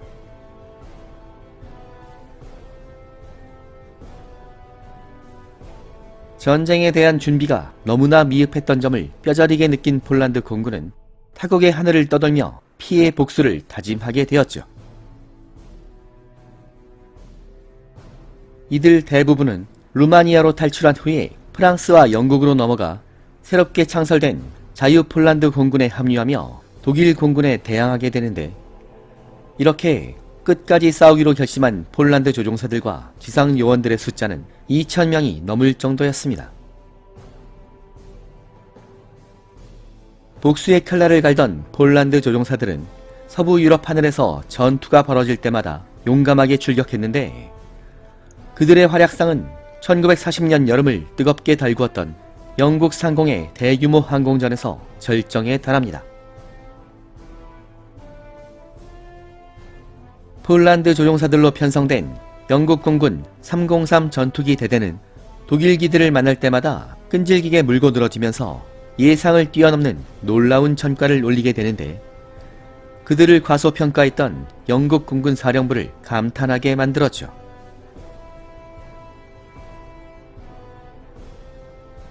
303 전투기 대대 활약상은 추후에 연재될 영국 본토 항공전 편에서 보다 자세하게 알아볼 예정입니다.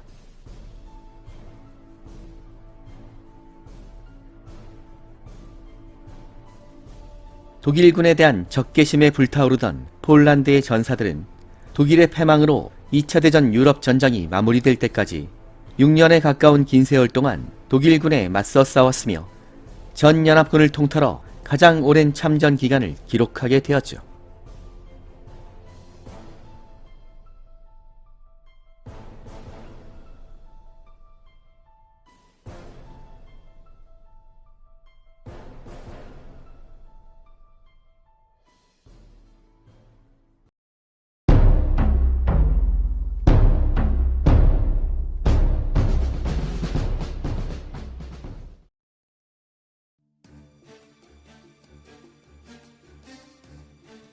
한편 독일의 침공 작전으로 폴란드 전장이 열린 후 17일이 지나서야 폴란드의 동쪽에서 진입한 소련군은 별다른 저항 없이 손쉽게 폴란드의 동쪽 지역을 접수합니다.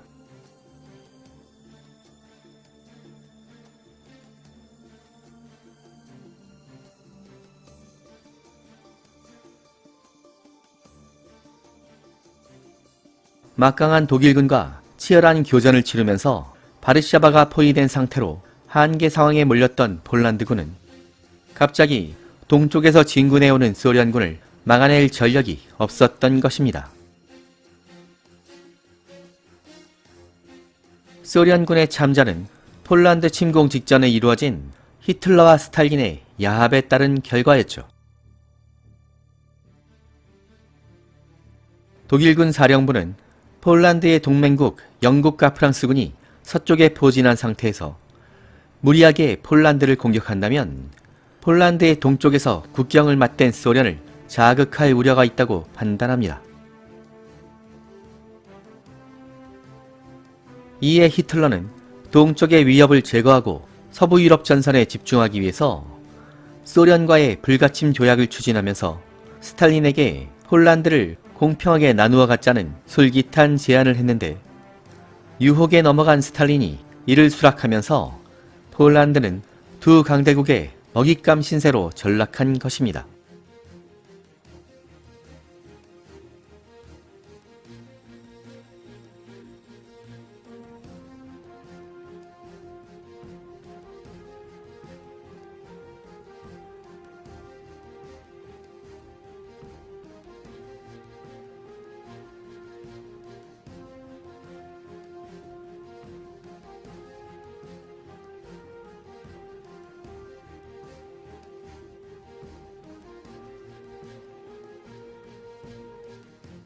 이 무렵 소련군은 몽골과 만주의 접경까지 진출한 일본의 관동군을 견제하기 위해서 기갑전력과 항공전력을 상당수 투입한 상태였죠.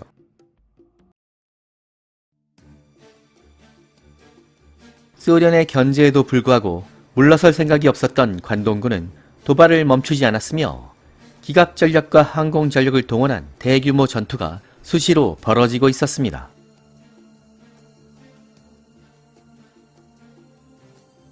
이 과정에서 소련군은 기갑전력에서 압도적 우세를 과시하며 관동군에게 큰 타격을 입혔으며 최종적인 승리를 눈앞에 두고 있었죠.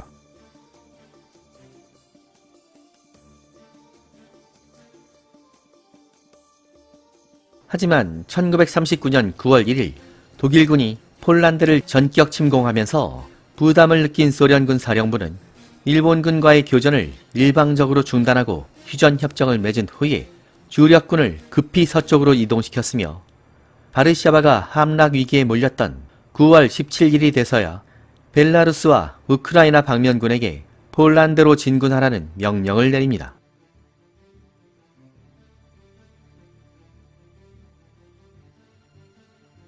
노몬한 지역에서 일본 관동군을 몰아붙이며 나름대로 만족할 만한 성과를 얻었던 소련군은 폴란드군이 막강한 독일군과 맞서며 전력을 소진한 무렵에 여유롭게 진입하는 보너스도 얻게 되었죠.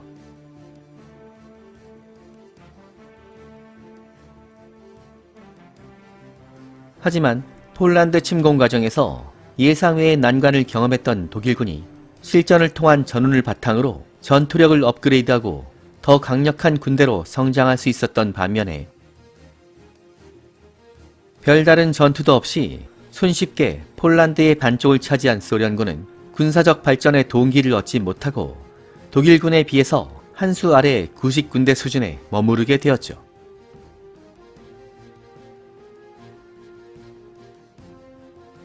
물론 히틀러와 독일군 사령부 역시 독일군이 차린 밥상에 숟가락만 올리는 스탈린의 행태를 못마땅하게 생각했으며 언젠가는 혼쭐을 내주겠다는 다짐을 하게 됩니다.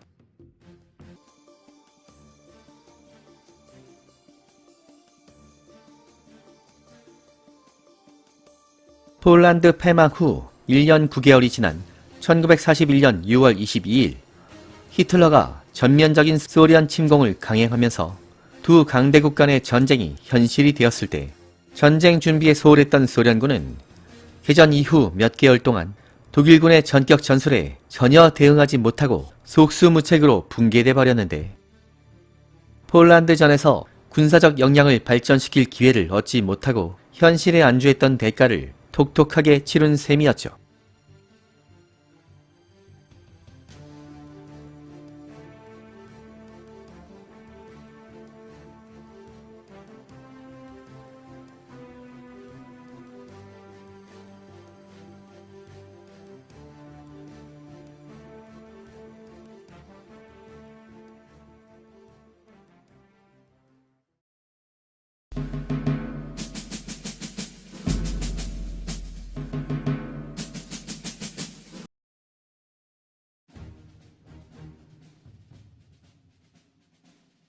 이렇게 해서 참혹했던 폴란드 전장이 모두 마무리됩니다.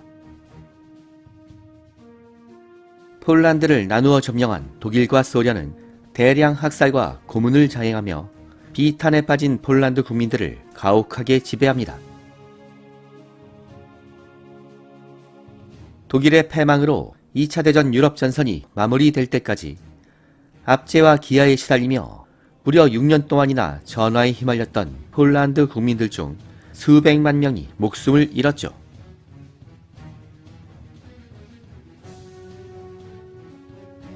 이 과정에서 20만이 넘는 폴란드 장병들이 조국을 떠나 연합군에 합류한 후에 자유 폴란드 군단을 결성하고 전우들의 복수와 조국의 해방을 위해 종군하게 됩니다.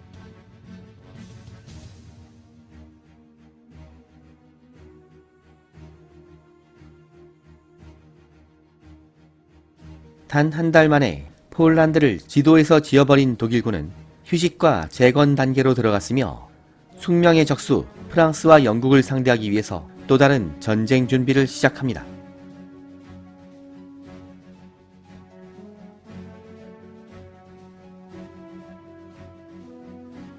히틀러의 강력한 도발에 단호하게 대응하지 못하고 선전포고만 발표한 상태로 머뭇거리고 있었던 프랑스와 영국 정부는 폴란드가 속수무책으로 무너져 버리자 큰 충격에 빠졌지만 아직까지도 전쟁 준비는 충분치 못한 상태였죠.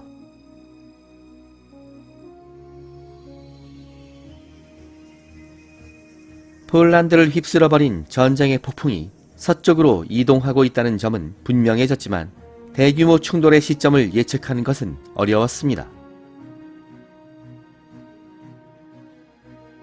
독일군이 전력 손실을 복구하기 위한 재충전에 돌입하고 연합군은 독일군에 대응할 준비를 진행하는 사이에 어느샌가 1939년에 추운 겨울이 찾아왔으며 양측은 전면적인 충돌을 자제하고 서로의 의도를 알아내기 위해서 신경전을 전개하고 있었죠.